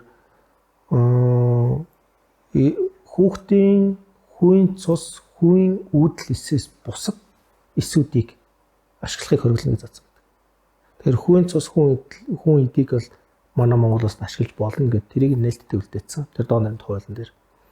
Энэтэй холбоотой сайдын нэг хоёр журам байдیں۔ Тэр нь болохоор хүүгийн эдийг авч цуглуулах тэр процессинг хийх журам. Тэгээ хүүгийн эдийг хадгалах журам гэдэг ийм хоёр янзын журам байгаа. Тэгээ энэ нэг 16 7 оны үед гарсан ийм хоёр журам байгаа гэдэг. Тэгээ тэрүүгээр л ерөөхдөө эргэцэн зохицуулж байгаа. Энэ дээр бол яг зөвхөн ёс зүйн хувьд ч тэр аюул олон асуудлууд ер нь нэг нэлсэн эмчилгээтэй холбоотой, үүдэлсэн эмчилгээтэй холбоотой аюул олон асуудлууд гарч ирдэг. Ер нь бол энэ яалтчгүй энийг хуульчилж тэгээд зохих ёсны журмуудыг нь бүгдийг нь гаргаж хэрэгцээ орчныг бүрдүүлэхгүй болохгүй болчоод тэгээ манай Монгол улсад одоо ингээл хөгжил ороод ирнэ. Энтэй холбоотой маш олон төрлийн харилцаанууд одоо төвхтэй харилцаанууд үүснэ. Тэгэхээр энийг яалтчгүй л одоо хууль хэрэгцээ орчныг бүрдүүлэхээс хэрэгтэй болж байна. Одоо энэ донорын тухай хууль чинь шинжилэн батлагдах гал ингээл ерөөхдөө явагдаж байгаа шүү дээ. Тэгээ энэ дээр одоо жишээлбэл яг энэ эсийн одоо мэдээж эдис эрхтэн шилжүүлэн суулгалтыг зохицуулах алба гэдэг байгаа шүү дээ. Тэгээ одоо энэ эрүүл мэндийн хөгжлийн төвд. Тэгээд энэ төвийн одоо үйл ажиллагаа мэдээ зохицуулалттай холбоотой тэр хуулийн төсөлд нэмэлт өөрчлөлт оруулах санаачлал ингээд дэмжигдээд явж байгаа. Энэ дээр яг одоо юу гэдгийг эс судлаач одоо хүний хувьд одоо яг энэ үйл ажиллагаа руу оролцож байгаа эмчийн хувьд саналаа оруулсан ч гэдэм үү эсвэл үнэхээр одоо нэг шаардлагатай энэ зохицуултыг л оруулж өгөх шаардлагатай байсан тийм өрхөө зүйлүүд байна уу? Яг одоо байгаа. Яг одоо би ч өөрөө нэг яг эдис эрхтэн шилжүүлэн суулгах мэрэгжлийн салбар зөвлөгөө сая 24 оны 12 сард байгуулсан. Байгуулагдсан уу? Тий, байгуулагдсан. Тэр салбар зөвлөлийн гишүүнээр нь ажиллаж байгаа. Тэгээд яг энэ донорын тухай хууль, цусны тухай хууль, эдис эрхтэн шилжүүлэн тухай хууль чин бүрийн эмч санаачилчаад яваад байгаа. Өмнөх их хурал дээр санаачилсан. Тэрний ажлын дэд хэсэгт нь бас орж саналуудаа хэлж ирсэн. Батлагдаагүй одоо ихтэй бас энэ маань явж байгаа. Сайн нэг хилцүүлэг болсон. Тэрэн дээр бас саналаа хэлсэн. Тэрэн дээр яг нэг бүлэг нь хуулийн нэг бүлэг нь эс шилжүүлэн суулгах тухай залтууд байдаг. Тэрэндээ үүдэлсүүд байгаа. Тэгээ бэлгийсүүд байгаа. Тэгээ үр шилжүүлэн суулгах эмчилгээнээс бүх юмнууд дээр хуулийн зохицуулалтаар тодорхой залтууд нь орцсон явж байгаа. Одоо харин батлагдчихасаа л гэж бодоод байж байна. Тэрнтэй холбоотой нийлэгдэх орны журмууд гарахаар бас тэр хуулиндаа шигтгэж өгсөн байдаг. Тэгээ бас зарим нь хуульчлан, зарим нь журмаар зохицуулна, бүгдийг нь бас уулзлагаар айгу төвөгтэй байгаад байдаг. Тэгээ тэр бүх юмыг яг одоогийн туршлага дээр үндэслээд нэг тодорхой ажлын хэсгүүд гарсан. Тэгээ энэ ажлын хэсгүүд ерөнхийдөө энийг зохицуулсан явж байгаа. Өөрөөр тэгвэл яг ийд нөгөө галын юунд шугам дээр нь явж байгаа шүү дээ. Хуулийг батлуулахын өмнөх те. Тэгвэл энэ бол бас таатай мэдээ сонсогдож байна. Үүдэл эсийг нөгөө хадгалах болон хэрэглэхэд бас тийм хориглох заалт энэ төрөж байдгүй. Мэдээж байгаа. Тэгээ үүдэл эсийг хадгалахад гэдэг нь тухайн хүнээс одоо бид нар тэр хүүн цус хүн эдийг авахад жишээлбэл ээж одоо актер ингээд гинт одоо их цус алдсан ээж аймнаас нь аюултай бол бид тэрийг аваад байна гэж үздэггүй дутуу төрчдөг.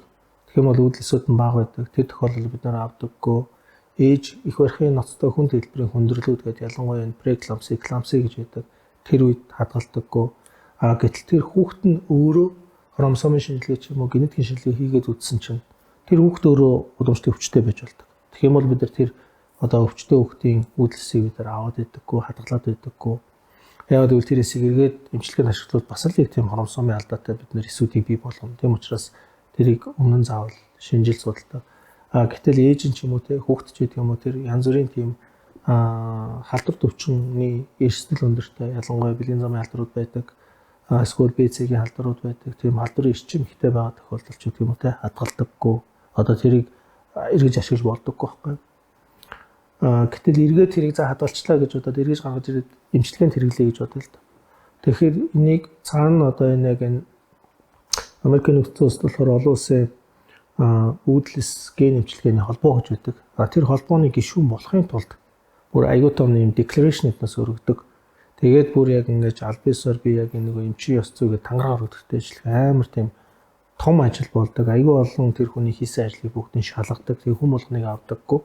Тэр эмчилгээнээс гарсан удирдамж яг эмчилгээ болж одоо ерөөхдөө FDA хүлээж авч яг эмнэлзүүдээр бас accept болж ордог байхгүй юу. Гэтэл тэнд орж хийхэд бол ёс зүй гэдэг юм аяг баримталдаг. Жишээл үүдэлс амар мундаг потенциалтай эсүүд гэдэг байгаа мөртлөө одоо нөгөө шинжлэх ухааныг ингэж буруу ашиглаж бизнес хийдэг тийм одоо тодорхой мэдээж энэ олон дотор тодорхой хүмүүс байдаг. Тэгээд тэдгээрүүд нь батлагдаагүй, нотлогдоогүй тийм юмыг одоо яг нөгөө эмчилгээнд хэрэгжилдэг үр дагавар нь одоо хяналтгүй ямар ч одоо түрүүн би ярьсан тавдресүүдийг бид үүсгэж болдог. Айгүй аюултай тэр хүнд идэвхгүй өөр бусад төрлийн өвчнүүдийг үүсгэж болдог. Хамгийн аюултай тэр үйлдэлсүүд нь өөрсдөө нөгөө бичил судснууд дээр очдог. Тэгээд ихлэхээр уушиг байгаа, бөөр байгаа, дэлүү байгаа тэрэн дээр очиод нөгөө холбогчдод оргочдөг. Тэгээд ихлэхээр нөгөө холбогчдын өвчнүүдийг үүсгэж байдаг. Энэ нь өөрөө эмчлэх гэсэн биш. Тэр хүндийн эргээд дахиад шинэ өвчин үүсгэж байдаг. Тэгээд энэ өөрөө бас аюултай байхгүй. Ястаа галаар наадж байгаа юм шиг ер нь бол үйлдэлсээр яана гэдэг нь. Тийм учраас одоо тэрийг нэг айгүй болгоомжтой ёс зүйтэй ингэж хэрэглэх болдоггүй. Тэгэхээр нөгөө бас ямар тохиолдолд хэрэглэх үү, ямар тохиолдолд одоо хадгалах уу тэр бүх юмнууд одоо яг олон улсын практикээр заасан тэр өдөрдмжийг л яг зөв чанд мөрдөж дагахгүй бол энэ эмчилгээ ашигтай гэж бүх төрлөө явах юм бол бас аюултай. Та түрүү нөгөө хоромсоомын болон генетикийн шинжилгээ хийдэг гэдээ ярьж байна тий. Тэгэхээр гадны оронд бол хийдгийг би бол мэдээ те нөгөө аутизм мэдрийг эрт илрүүлэх те Монгол ер нь тэгэж хийдэм болов хийх юм бол хэдэн сартай ургаас гэдэг юм уу те ямар шинжилгээнүүдийг яаж авд юм бол одоо улсын эмнэлгүүд бас хийгддэг үү би сайн мэдэхгүй юм л та. Одоо л яг генетик онцлогоо сүүлийн үед манад бол хөгжөөд байгаа. Тэ хуучин муу яг гэхээр 2023 оны хүртэл 24 оноос хөгжсөн. 23 оны хүртэл яг генетик онцлогооны асуудал манай Монголд бол их нялгсан төв дээр л яг амнисинтез буюу ургийн генетик онцлогоо хийгддэг каротип тоолдог гэсэн. Ургийн уснаас нь ургийн уснаас шинжилдэг. Харин 23 оноос эхлээд энэ NGS лаборатори гэдэг нэм баяр докторыг оруулж ирж байгаа энэ лаборатори болохоор генетик онцлогоо хийж байгаа гэхдээ одоогийн байдлаар ээжийн цуснаас нь шинжилгээ аваад ургийн байдалд нь үнэлгээ өгдөг. Тэгээд хромосомын нэг 10 төрлийн эмгэгийг илрүүлдэг байхгүй. Яг өөрөө чи яриад байгаа тэр энэ болохоор хромосомын тооны өөрчлөлтүүдийг илрүүлээд байгаа юм. Яг тэр хромосомын дотор байгаа чанарын асуудлуудыг одоо аутизм ген удамшлагч гэдэг юм уу тэр асуудлууд нь одоохондоо дүгнэлт хийгдэхгүй байна. Тэгэхээр яг хөгжиж баг багаар сайн. Энэ бол бас нэг давуу тал. Шинэ технологи орж ирж байна. Магадгүй энэ маань тэгээд цаашдаа улам хөгжих. Яг энэ асуудлыг хөгжөөгөө байгаа учраас одоо бид нар хаана хийдэг вэ? Гадагшаа дандаа аутсорсингоор явуулдаг. Манай эмнэлгийн хувьд болохоор зөвхөн 10 биш 123 төрлийн онцлогоо хийж болно. Дотор нь бас хромосомын тооны өөрчлөлтөөс гадна бас чанарын өөрчлөлтүүдийг 423 төрлийн өвчнүүдийг бид нар сэдрүүлж болно. Дахиад хүүхэд дөнгөж төрөх үед нь тэр хүүхдээр скрининг хийгддэг. Тэр скрининг нь болохоор одоо шил 1-р хромосом дээр ихэд аутизмын одоо тодорхой хэмжээний үүсгдэг генүүд байгаад байдаг. Тэр генийн алдаа байна уу гэдгийг шалгадаг. Шизофренийн алдаа байна уу гэдгийг шалгадаг ч гэдэг юм уу те. Тэгээ өшөө нөгөө бас маш олон төрлийн буюу нийтдээ нэг 1300 гаруй төрлийн удамшлын өвчнүүдийг дөнгөж төрсөн хүүхдэд шалгах боломжтой болчиход байгаа юм. Тэр скринингийг хийх боломжтой. Гэхдээ тэр нь Монголд хийгдэхгүй. Шинжилгээ авдаг. Тэгээд гадагшаа явуулдаг. Хариу нэргээд ирдэг. Тэрэн дээр бид үзүүлэлт өгдөг. Энэ болохоор яг генетик онцлогооны нэг хувилбар. Яг иймэрхүү онцлогоо бол одоо Монгол улсад харамсалтай нь хийгдэхгүй байна. Миний нэг 20-д насны үед болсон явдал ахгүй тэр одоо нэг надтай хамт ажилладаг гадны оронд л доо хамт ажилладаг эгч маань нөхрөлөөгөө уйлаад ярьжсэн аахгүй. Тэр эгч тэр үед нэг 38 39 настай л байсан баг. Тэгээд ингээд жирэмсэн нэг 7 сард тавьцаа. Тэгээд нөхрөлөөгөө яриад одоо надаас заавалчгүй юм ингээд ургийн уснаас нь ингээд бүр амар урт зүй оруулаад ингээд шинжилгээ аавна гэдэг байна. Би одоо Монгол руугаа явмаар байна. Энэ миний хүүхдийг яачих чинь бэлээ гэж тэгжсэн аахгүй. Эмч нар болохоор одоо ийм хожуу төрөлттэй 38 настай хүмүүсийн хожуу төрөлтөнд зайшгүй хүүхд чинь эрүүл байгаа юу ямар боожж байгааг харахын тулд ийм скрининг хийх ёстой гэсэн юм шиг байна. Тэр их амар уйлал ярьжсэн. Одоо хүртэл надад ингээд мартагддаггүй байх таа тий. За саяны тохиолдлын хувьд бол яг зөвөр тэр Монгол улсад хийгддэг шинжилгээ. Тэгээ энэ болохоор одоо 2 тест гэж яриад байдаг тий. Тэгээ 3 тест гэж яриад байдаг. Тэгээ дараа нь яхагоор нь NT үзүүлнэ гэж яриад байдаг. Тэгээ яханы ялтанд нь ургийн аж ахуйн үүдийг үзнэ гэж яриад байдаг тий. Дахиад сая нөгөө бидэд ярьсан ээжийн цуснаас нь шинжилгээ аваад тэр ургийн нөгөө хромосомын байдал ямар байгаа гэдгийг мэддэг скрининг хийнэ гэдэг. Эдгээр шинжилгээнүүд дээр эргэлзээтэй гарцсан. Одоо энэ хүүхд даунтай байж магадгүй, энэ хүүхд одоо птаутай байж магадгүй, энэ хүүхд одоо бэлгийн хромосомын гажигтай байж магадгүй гэдэг тийм одоо эрсдэл гарцсан. Тэгээд эерэг гарцсан одоо за яах вэ? Ураг таслах уугүй юу гэдэг асуудал яригддаг байхгүй юу? Тэгээд эхлэхээр за магадгүй өгөөч гэж магадгүй яг л 100% тэдгээр нь хийж чаддаггүй байхгүй юу? Тэгээд эхлэхээр ээжийнх нь нөгөө ургийн уснаас нь авдаг. Тэр ургийн усны дотор тэр хүүхдээ өөрийнх нь эсүүд байдаг учраас тэр бол 100% хариу хэлдэг. энэ хүүхдийн хромосомын нөхцөл байдал, генетикийн байдал нь юм байна гэдгээр. Гэтэл тэр хромосомын тэр эсийг авахын тулд тэр нэг хүүхдээ өргөн уснаас эсийг авахын тулд нөгөө хэдэн илрүүлгүүдээр эрт илрүүлгүүдээр илрүүлчихэд тэр илрүүлгүүд хэр ноцтой вэ гэдгээс хамаардаг. Хэрвээ үнэхээр ноцтой байх юм бол эрт үйд нь авдаг. Аль болох эрт авдаг. Эрт аваад эрт мэддэг. Тэгээд хэрэг жирэмслэлт таслах бол эрт тасалдаг байхгүй. Магадгүй ургийн хөгжлийг харъя. Магадгүй энэ алдаа байж магадгүй хөгжлийг нь харж аваад дүгнэлтийг хийх юм бол хоошоо авдаг. Тэгэхээр хизээ авах уу яг ямар үед авах уу гэдгийг нэгдүгээр эмчилэг хэмж, хоёрдугаар эмнэлгийн удирдамж итэ шийддэг. Тэрийг яг ямар тохиолдолд дээр эрт авах юм, ямар тохиолдолд дээр хожуу авах юм, хэдэн сар хүртэл хүлээх юм гэдэг асуудлууд нь эмнэлэг болгон өөрийн гэсэн удирдамжуудтай байдаг байхгүй. Маш нарийнхан урт зүгээр. Одоо өөрөөр хэлбэл их тавиа эхо те халттай тэгээд харж агаад айл хэсэг рүү нь одоо жишээлбэл эрсдэл багтай хатгаад ингээд ерөөхдөө авчдаг. Тэгээд яг зүгээр энийг ярьсантай холбогдуулаад 2021 онд лөө. Тэгээ 21 онд байхаа эхнэл хөстөр бид нэг акардиактив ингээд ихэр ураг. Тэгээ нэг нь өөрөөр хэлбэл цээж байхгүй. Зүрх байхгүй. Тэгээ нэг нь бол эрүүл. Тэгээд 22-7 хоногт 22-7 хоног гарантай онцлогдохгүй юу? Онцлогдоо. Тэгээд тэн дээр ерөөсөө эмчилгээний удирдамж нь юу байдг вэ гэхээр тэр памп твийг хийнэлж байгаа юм л да. Хүн цусыг өөрөөр хэлбэл тэр акардиак буюу тэр нөгөө цээжгүй ураг нь дийлэнх нь ингээд юу сороод авчдаг памплаад. Тэнгүүт эрүүл ураг нь цусан хангамжийн төтгөлд ороод гипотрофи буюу одоо нэг хөгжлийн тооцоогдол явагдаад эхэлдэг. Тэгэхээр нөгөө юугаа эрүүл ургаа хадгалахын тулд нөгөө хөөрхий акардиак буюу нөгөө нэг эмэгтэй ургийнхаа цусан хангамжийг таслах шаардлага гарч байгаа юм. Тэгэхээр ингээд нээлттэй хагалгаа хийж мэйгээд аавна гэхээр болохгүй. Тэр чинь нөгөө хугацаанаас өмнө дутуу төрөлт явагдчих учраас нэг хийн нэг умаа дотор нь тэр ургийн хальсан дотор нь хагалгаа хийж байгаа байхгүй. Тэгээ тэрийг хянал усын хамт олонтой ярьж агаад тэгээ нөгөө нэг дулааны аргаар аблац эмчилгээ гэж байдаг шүү дээ. Хавдрыг төлдөг. Тэр зүг оруулаад тэгээд яг тэр нөгөө эмгэгтэй ургийнх нь яг хүн хэсгийн судсыг харж агаад тэн дээр нь аблацын зүгт хааруулж агаад өөрөөр хэлбэл дулаанаар одоо халаага төлөнгút тэр нь ингээд аблац болоод нөгөө судсууд нь ингээд юу яах нь шүү дээ. Барьцалтаад тэгээд урсгалгүй болоод эхлэнгууд нөгөө эрүүл ургийн урсгал нь одоо очих хувь нэмэгдээд эхэлж байгаа юм. Тэгээд энэ юуг хаалгаа гэх юм уу эмчилгээний аргыг бас хийж ирсэн. Гэхдээ энэ өөрөө нөгөө нэг юуны хувьд тохиолдлын хувьд айгүй маш ховор тохиолддог юм байна. Маш ховор тохиолддог. Ерөнхийдөө болвол 18,000 орчим 18,000-аас 23,000 төрөлтөнд нэг тохиолддог гэж байгаа байхгүй юу? Ер нь бол. Тэгэхээр өөрөө айгүй биш бодлоо 100,000-д 100,000 төрөлтөнд нэг тохиолддог тийм одоо гажиг. Гэхдээ ихэр дээр тэгэхээр чин бодоод үзэлтэй. Нэг зүгээр ихэр хөвгч нь одоо төрөлт нь давтамж нь хэрэг хэд байдаг лээ. Тэгээд нийт 100,000 ихэр төрөлтийн нэгд ингээд тийм гажиг тохиолддог. Тэгэхээр их нэлээ ховор тохиолддог гажиг үсэн гэдэг. Энэ дээр тэр хаалгаас нэгэд дараа нь хүүхдүүд 38-7 хоногт төрсөн. 3-т төрөлт төр ээжээ. Тэгээд тэр одоо нөгөө одоо эрүүл хүүхд маань бол амжилттай төрөл одоо эрүүл сар бол байгаа гэх мэтчлэн тэр сая санаанд орлоо.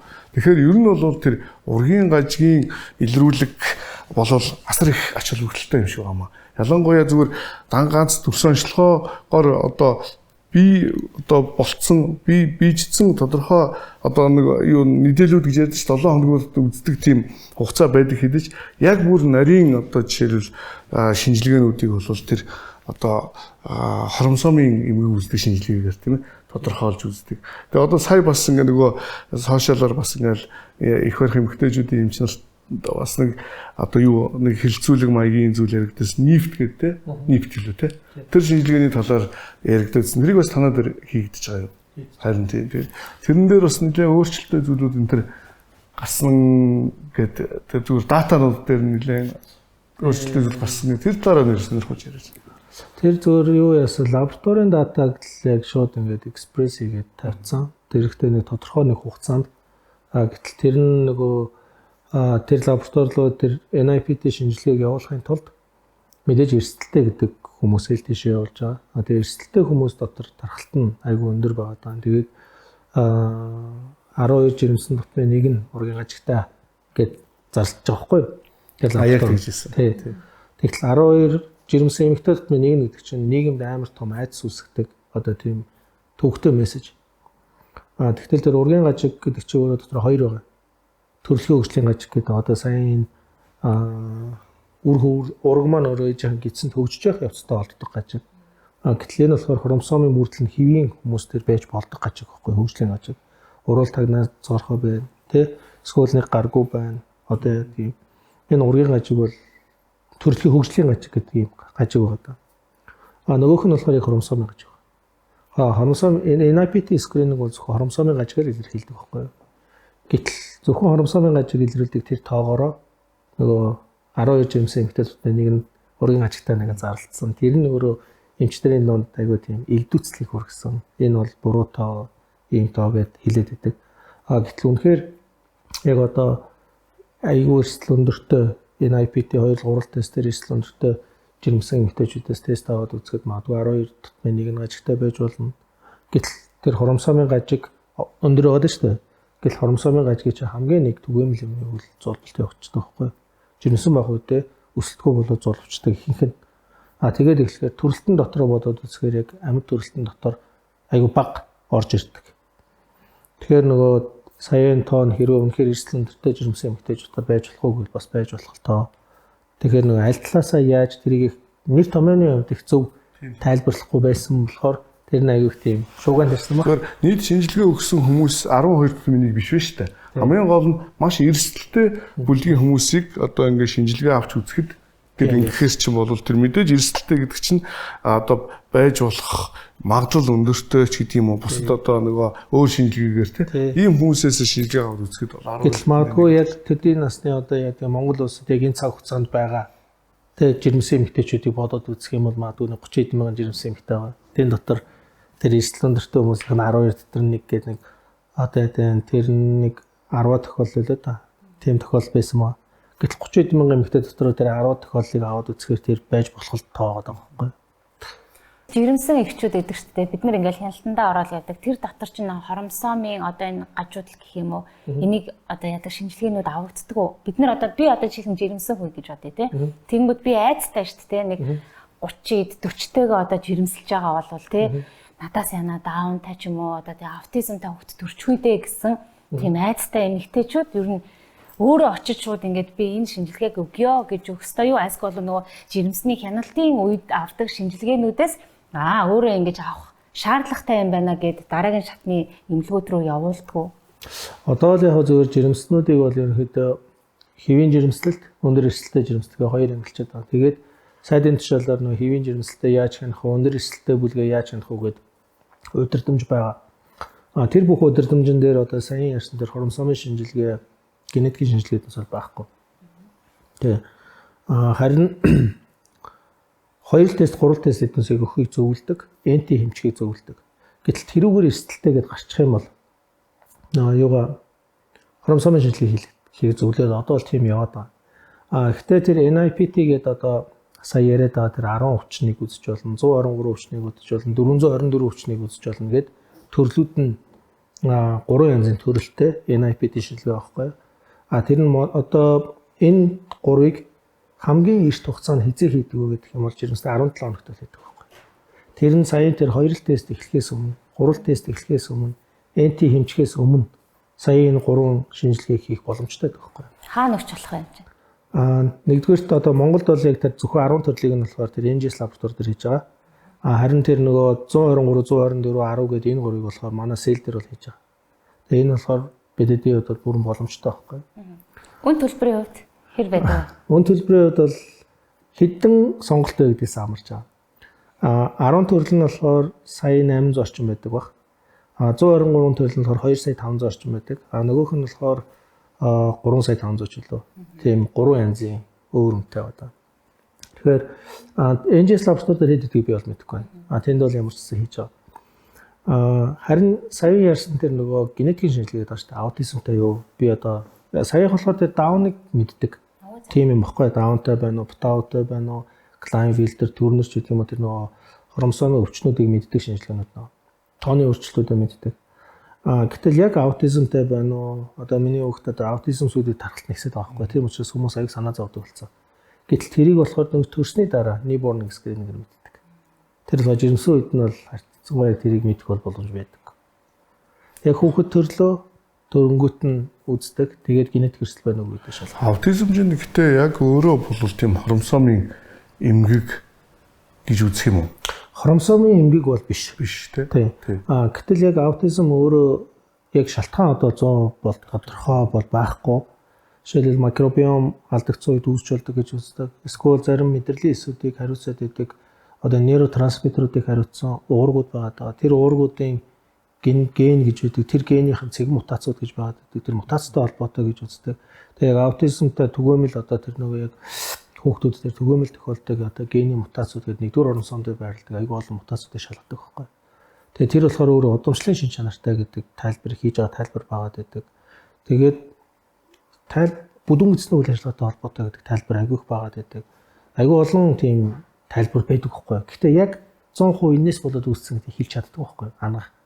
Тийм учраас зөвхөн тайлбарлаж болох шалтгаануудыг дотроос тэр удамшил гэдэг бол нэг аюул том хүчин зүйлс. Тэр удамшлыг шалгаа авчдаг. Эсвэл удамшлын зүгээр мөртлөө эпигенетик аюул хэрэгддэг. Хүүхдийн амьдралын явцад явж итэл гаднаас орж иж байгаа хүчин зүйлсүүд нь тэр генийг өөрчлөөд байдаг. Тэгээд эхлэхээр аутизм түргээд байдаг ч юм уу те. Тийм тайлбарууд аюул хэрэгдэад байдаг байхгүй юу? Генетикийн шинжилгээ гэсэн шүү дээ. Тэгэхээр одоо жишээлбэл энгийн бие очиод генетикийн шинжилгээ өгөөд за би одоо ямар өвчнөөр өвчлөх боломжтой вэ тэр гэсэн юм үзүүлэх боломж байдаг. Одоогийн байдлаар бол яг хавдар дээр байгаа. Хавдар дээр байгаа. Жишээлх юм бол одоо манай дээр хийгддэг нэг genome check H гэж шинжилгээ байдаг. Энэ шинжилгээ болохоор хавдрын эрсдлийг тодорхойлдог. 11 төрлийн эрхтний тухайн эрхтнүүдийн хамгийн түгээмэл тохиолддог гений мутацууд байдаг байхгүй. Тэр мутацууд нь болохоор одоо эрүүлээс хавдрээс болчдөг. Айгүй амархан. Тийм мутацтай тохиолдол. Эсвэл хавдрын эс үүсчээ тэрээ дархлааны эсүүд устгадаг байтал тэр дархлааны эсүүд нь тэрийг устгах чадахгүй байгаа тийм генетикийн мутацууд байдаг. Одоогийн байдлаар нэг түгээмэл тохиолдог нэг 60 гаруй төрлийн мутацууд байдаг. Тэндээс BDD-ийн хувьд болохоор нэг 57 төрлийн гений мутаци шалгадаг байхгүй. Тэгээд энэ хүн дээр хавдар тусах эрсдэл хэдэн % байна гэдгийг үздэг. Тэгээ одоо 11 эрхтэн тогтолцооны тэр эрхтэн тогтолцоо тийм хавдар тус магадaltaй байна гэдэг гараад ирдэг. Жишээлбэл би өөрийгөө шалгуулж үзсэн. Тэгэхэд элгэний хавдар дээр ихэд надад 7 генийн алдаа байх хэрэгтэй байдаг. Тэрний 4 нь дээр одоо эрсдэлтэй гараад ирэнгүүт та элгэний хавдар тусах эрсдэлтэй байна гэдээ ороод ирж байгаа байхгүй. Тэгэхээр хавдрыг шалгах боломжтой болсон. Angelina Jolie гэхэд ээж нөхрийн хавдартай болсон.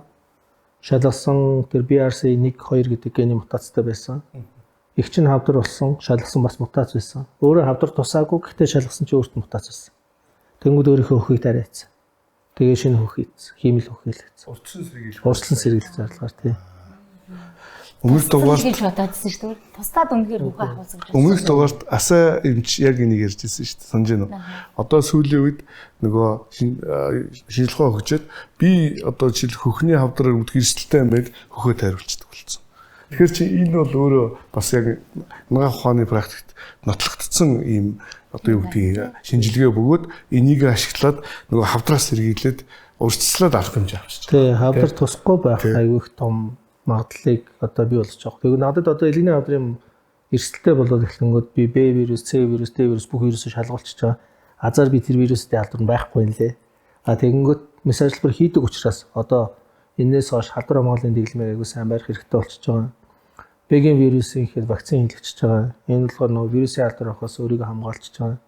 Тэгээ одоо тэгээд үлдсэн юм болохоор миний өөрийн амьдралын хэм маяг л болчихж байгаа. Тэр нь одоо арх тамхинаас хол байх ч юм уу. Тэгэхээр ер нь одоо нөгөө хүний амьдралын явцад нөлөөлж байгаа хүчин зүйлүүд байгаа шүү дээ. Хүчин зүйлүүд. Одоо жишээлбэл ингээд тамхи татдаг хүн байлаа гэхэд уушгины хавдраар өвдөх магадлал хамгийн өндөр гэж тэгж байгаа шүү дээ. Тэгэхээр энэ нөгөө нэг хавдрын юуны шинжилгээнүүд маань те саяны яриад байгаа шинжилгээнүүд маань гадны хүчин зүйлийн нөлөөтэй зүйлүүдийг ч гэсэн бас тодорхойлох бүрэн боломжтой юм тийм үү? Гадны хүчин зүйлсүүдийн нөлөөллийг яг тодорхойлох нэг хэрэгцээ. Биш. Тэр тодорхойлох биш. Өөрөөр хэлбэл тэр нөлөөнд автцсан хүн байж байгаа шүү дээ. Тэгэхэд тэрийг одоо жишээлбэл зүгээр уушгины тамхиар л бодъё л да. Одоо жишээлбэл иргэнбэ одоо тамхигт олон жил татдаг байж энэ шинжилгээ өгөхөд шинжилгээнд дээр та уушгины хавдраар өвдөх магадлал өндөр байна гэдгийг тодорхойлж гаргаж өгнө гэсэн үг юм байна тийм үү? Тэр нэг бодлын бас яг айгаа юу одоо ч гэсэн дэлхийн нийтэд бас асуултын тэмдэг хэвээр байгаа тийм ойлголт. Юу вэ гэх юм бол мэдээж одоо за манай аав одоо хүмүүсээс сонсч байсан баг. Манай өвөө нарийн тижсэн гэсэн аав нарийн тицсэн. Манайхан ер нь нарийн титэг. Углаал авдрал аваад байгаа шүү дээ. Тэр болохоор яг нөгөө төрөний хинсүү хүний эсийг одоо ер нь бол богино насалдаг. Тэгээд ген дээр бичсэн байт юм билээ. Хүн угаас цаанаас зурагдсан байт гэдэгтэй л ижил та. Бүх ген өвгөөс аваасаа хүүд дамжиж орж ирдэг. Гэтэл яг ямар гений өгөгдлийг тэр өөрийнх нь дотоод хүчин зүйлсэлж байгаа байхгүй. Яг цаанаасаа ямар гений өгөгдлийг авсан, яг тэр өгөгдлийнхэн дагуу тэр эрсдлүүд нь тодорхойлогддог юм байна. Түрүүн би бас яриан дээр хэд хэд одоо эпиженетик гэж яриадсан. Жишээлбэл саяны тамхи байхгүй. Тамхины нөлөөгөөр уушгины эсүүдийн ген хэвэн байж байгаад тамхины нөлөөгөөр генетикийн хувьд бол эрсдэлтэй болчихволдог. Gen mutation үүсч болдог байхгүй. Генетик өөрчлөгдчихдөг. Тэгэх юм бол тийм хүмүүс хавдрыг амрах тусдаг. Гэвч тамхи татахгүй байгаа хүмүүс нь эпиженетик өөрчлөгдөхгүй бол одоо хавдар тусахгүй байгаа гэж болдог. Гэтэл эргээд тамхи татдаггүй мөртлөө аав нь уушгины хавдрын гентэй. Ааваас аваад ирсэн тэр хүн тамхи татдаггүй. Гэхдээ гаднаас орж иж химийн хүчин зүйлсийн нөлөөгөөр татдаггүй мөртлөө уушгины хавдар тусч болдог байхгүй. Энэ болохоор яг дотоод хүчин зүйлс болоод явцдаг. Тэгэхээр нөгөө яг одоо энийг одоо яг гадаад хүчин зүйлсийн нөлөөллийг генетикийг өөрчилсөн энэ хүн үнэхээр цаанаасаа дотоод хүчин зүйлсийн нөлөөтэй байна уу гэдгийг яг 100% хэлэхээр бас айгүй тийм тодорхой яг хэлэхээр айгүй төвөгтэй болчдөг. Яг одоогийн байдлаар зүгээр яг хавдар тусахад эрсдэл бүхий гений мутацуудыг л тодорхойлдог нэг тийм бүлэг юмнууд саяхан хэлсэн тэр генетикийн өөрчлөлтүүд байхгүй. Тэдгээрийг агуулсан эсийн одоо удмын сан дотроо тэдгээрийг одоо гений мутацуудыг агуулсан бол илүү амархан хавдар тусах гэдэг. Тийм учраас тэрнээсээ илүү сэргийлждэг. Гэтэл гадны нөлөөллөөр эпиженетик өөрчлөлт орж болохгүй болно. Тэр нь илүү хавдар хүргэж болохгүй болох л байхгүй.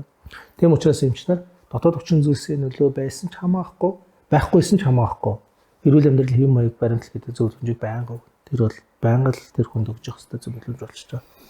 Тийм ер нь нөгөө яг бас өмнө ярьжсэн нөгөө хавдрын өвчин чинь удамшлын өвчин биш мөртлөө удамшимтгай өвчин. Удамшимтгай гэж угаасаа тэгж ярьдэж. Тэгэхээр тэр одоо ааваас юм уу ээжийн одоо тэр өвдөжсэн өвчний одоо юуг эсийн одоо юу гэдэг мэдээллийн ингээ хоолборлал хүүхдүүд нь тийм ээ аваад явах нь шүү дээ. Ер нь бол тийм магадлал өндөр шүү дээ. Тэгэхээр энэ шинжилгээ маань тэрлүүгээ илүү их чиглэсэн мэдээлүүд өгөх хүн байна гэж ойлгож байна тийм ээ. Дотоод хүчин зүйлс. Тэгэхээр бас чухал л да. Тэгээ одоо энэ дээр ч нөгөө ген засах асуудал ярьж орж ирээд байгаа байхгүй. Тэр алдаатай генийг яаж засах вэ?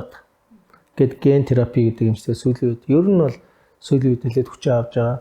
Хэдий одоо 900% ч гэсэн бас аюул болон сөрөг тийм одоо урсгалуудтай тулгарч байгаа ч гэсэн ген терапи гэдэг юм бол сүүлийн үед бол ер нь ирээдүйд бас аюул том хүчтэй орж ирнэ. Анагаахын салбарт аюул хүчтөрж орж ирнэ. Аюул болон өвчтний асуудлыг шийддэг аюул болон тийм нааштай талуудыг авчирна гэж боддгийн. Тэгээд манайх тэгэхээр одоо энэ удам зүй генетикийн талынхаа юм бас илүү төлхөө бас одооноос бид нар хөгжиж л байна. Нөгөө үүдэлээс суулгаснаар үйлчлэхгүй ч юм уу те таарахгүй тохиолдлыг одоо нөгөө тэгтээ family-гаас те family банкнаас суулгаж байгаа тохиолдол байж болно. Ялангуяа тэр хүүхдийн тэр хүүхд бол 50% ааваас 50% ээжээс ирдэг байхгүй юу? Ялангуяа тэр дархлааны уургууд нь аав талаас илүү орж ирдэг. Яг нөгөө дүүгээс нь авсан ээж талаас илүү удмын материал хадгалсан. Ийм байх юм бол үл зохицол гэдэг юм гарч болохгүй болно. Огт бол 100% таарах бол бас байхгүй албагүй. Гэхдээ бусад хүмүүсээс бодоход генотипийн хувьд хамгийн ойрхон эсвүүд. Аав ээжийнх нь мэдээлэл нь 50% байдаг болохоор. Генетикли хамгийн ойрхон. Гений шинжилгээ авдаг гэсэн. Тэгээд танах нөгөө лаборатори нь энэчнээ өөрсдөө авчдгүй эсвэл гадагшаа явуулдаг. Гадагшаа явуулдаг. Тэгээ манай Монголд бол одоо байгаа лаборатори бол NGS лаборатори байна.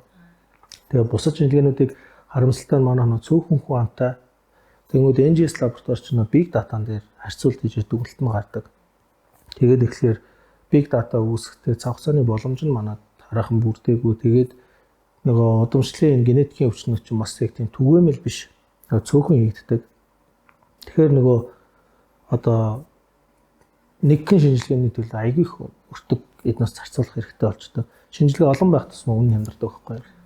Гиснээс одоо Cell Clinic маань яг ямар чиглэлээр үйл ажиллагаа явуулж байна? Яг одоо. За Cell Clinic-ийн нэгдүгээрт бид нар эсийн банкны чиглэлээр үйл ажиллагаа явуулж байгаа. Тэгээд түрүүн ярьсан. Хоёрдугаарт бид эсийн эмчилгээ гэдэг тэр чиглэл рүү үйл ажиллагаа явуулж байгаа. Тэр нь болохоор одоо түрүү ярьсан чинь PRP exosome гэдэг Cell Clinic дээр бид нар exosome гаргаж авч чаддаг байхгүй юу? Тэгээд тэрийг айгүй олон аппликейшнээр бид нар хэрэглээд байгаа. Дараа нь үүдлэс эмчилгээ байгаа. Тэр нь болохоор нөгөө үүдлэс баялаг газрууд гэдэг одоо энэ яг энэ чихний арын үстэй хэсэг байгаа шүү дээ. Энд чи өөрөө нөгөө арсны булцууны үүдлэс аявих байдаг. Тэгээд тэр эсүүдийг нь биопсигаар аваад тэгээд single cell болгочдөг. Тэгээд single cell болгож эсийн suspension уусмал байдалтай байж хагаад халцарсан цөөрсөн эсгүүд дээр нь тариад өгдөг. Тэгээд шинэ сургуулах тийм одоо чиглэлээр бас гоо сайхны гэх юм уу та тийм чиглэлээр явж байгаа. Дараагийнх нь болохоор бидэд энийг хөгжүүлж байгаа технологи юу вэ? Арсны эсв. Одоо биеийн талбайн тэр гэмтэлтэй төлөвлөлтөөр аяг хэрэгэлдэг. Яг одоо FDA дөнгөж 2018 онд төлөвшөрсөн технологиг тэгээд дэлхийн 33 орнд нэвтэрсэн satisfaction rate буюу яг эмчилгээний дараах нөгөө хүмүүсийн үр дүнтэй байгаа байдал 95% үр дүнтэй. Айгүй өндөр үр дүнтэй. Тэгээд нийт төлөгдсөн талбаанаас 80 дахин бага хэсгээс ирүүл арьс авдаг. Тэгэхээр айгүй бага арьс авдаг байхгүй юу? Тэгээд тэрийг лаборатори suspense байдлаар нэг single cell болгоод culture хийдэг. Тэгээд ийм спрей үсгэжтэй байхгүй арьс. Тэгээд ийм яг төлөгдсөн газар микрофилм тавьж агаад тэгээд тэрэн дээр биофилм тавьж агаад тэгээд тэрэн дээр арьсаа шүршээд өгчдөг. Тэгээд шинэ арьс ургадаг. Тэгээд арьс шилжүүлэн суулгах эмчилгээнээс илүү үр дүнтэй. Тэгээд том талбай хамарсан гэмтэлтээр айгүй их үр дүнтэй ийм эмчилгээний арга. Тэгэхээр дараагийн хөгжүүлж байгаа нь болохоор энэ skin cell гэдэг энэ арсны эсийн технологи хөгжүүлж байгаа. Тэгээд эдгээрүүд маань бол эсийн эмчилгээнийх байгаа. Гурав дахь нь болохоор бидэд энэ генетик онцлог. Генетик онцлогыг бол бид нар эндээ хийдэггүй. Солонгосын компанитай хамт. Яагаад гэвэл Солонгосын бидэдийн хамтардаг компани саатлын датабаз амар том.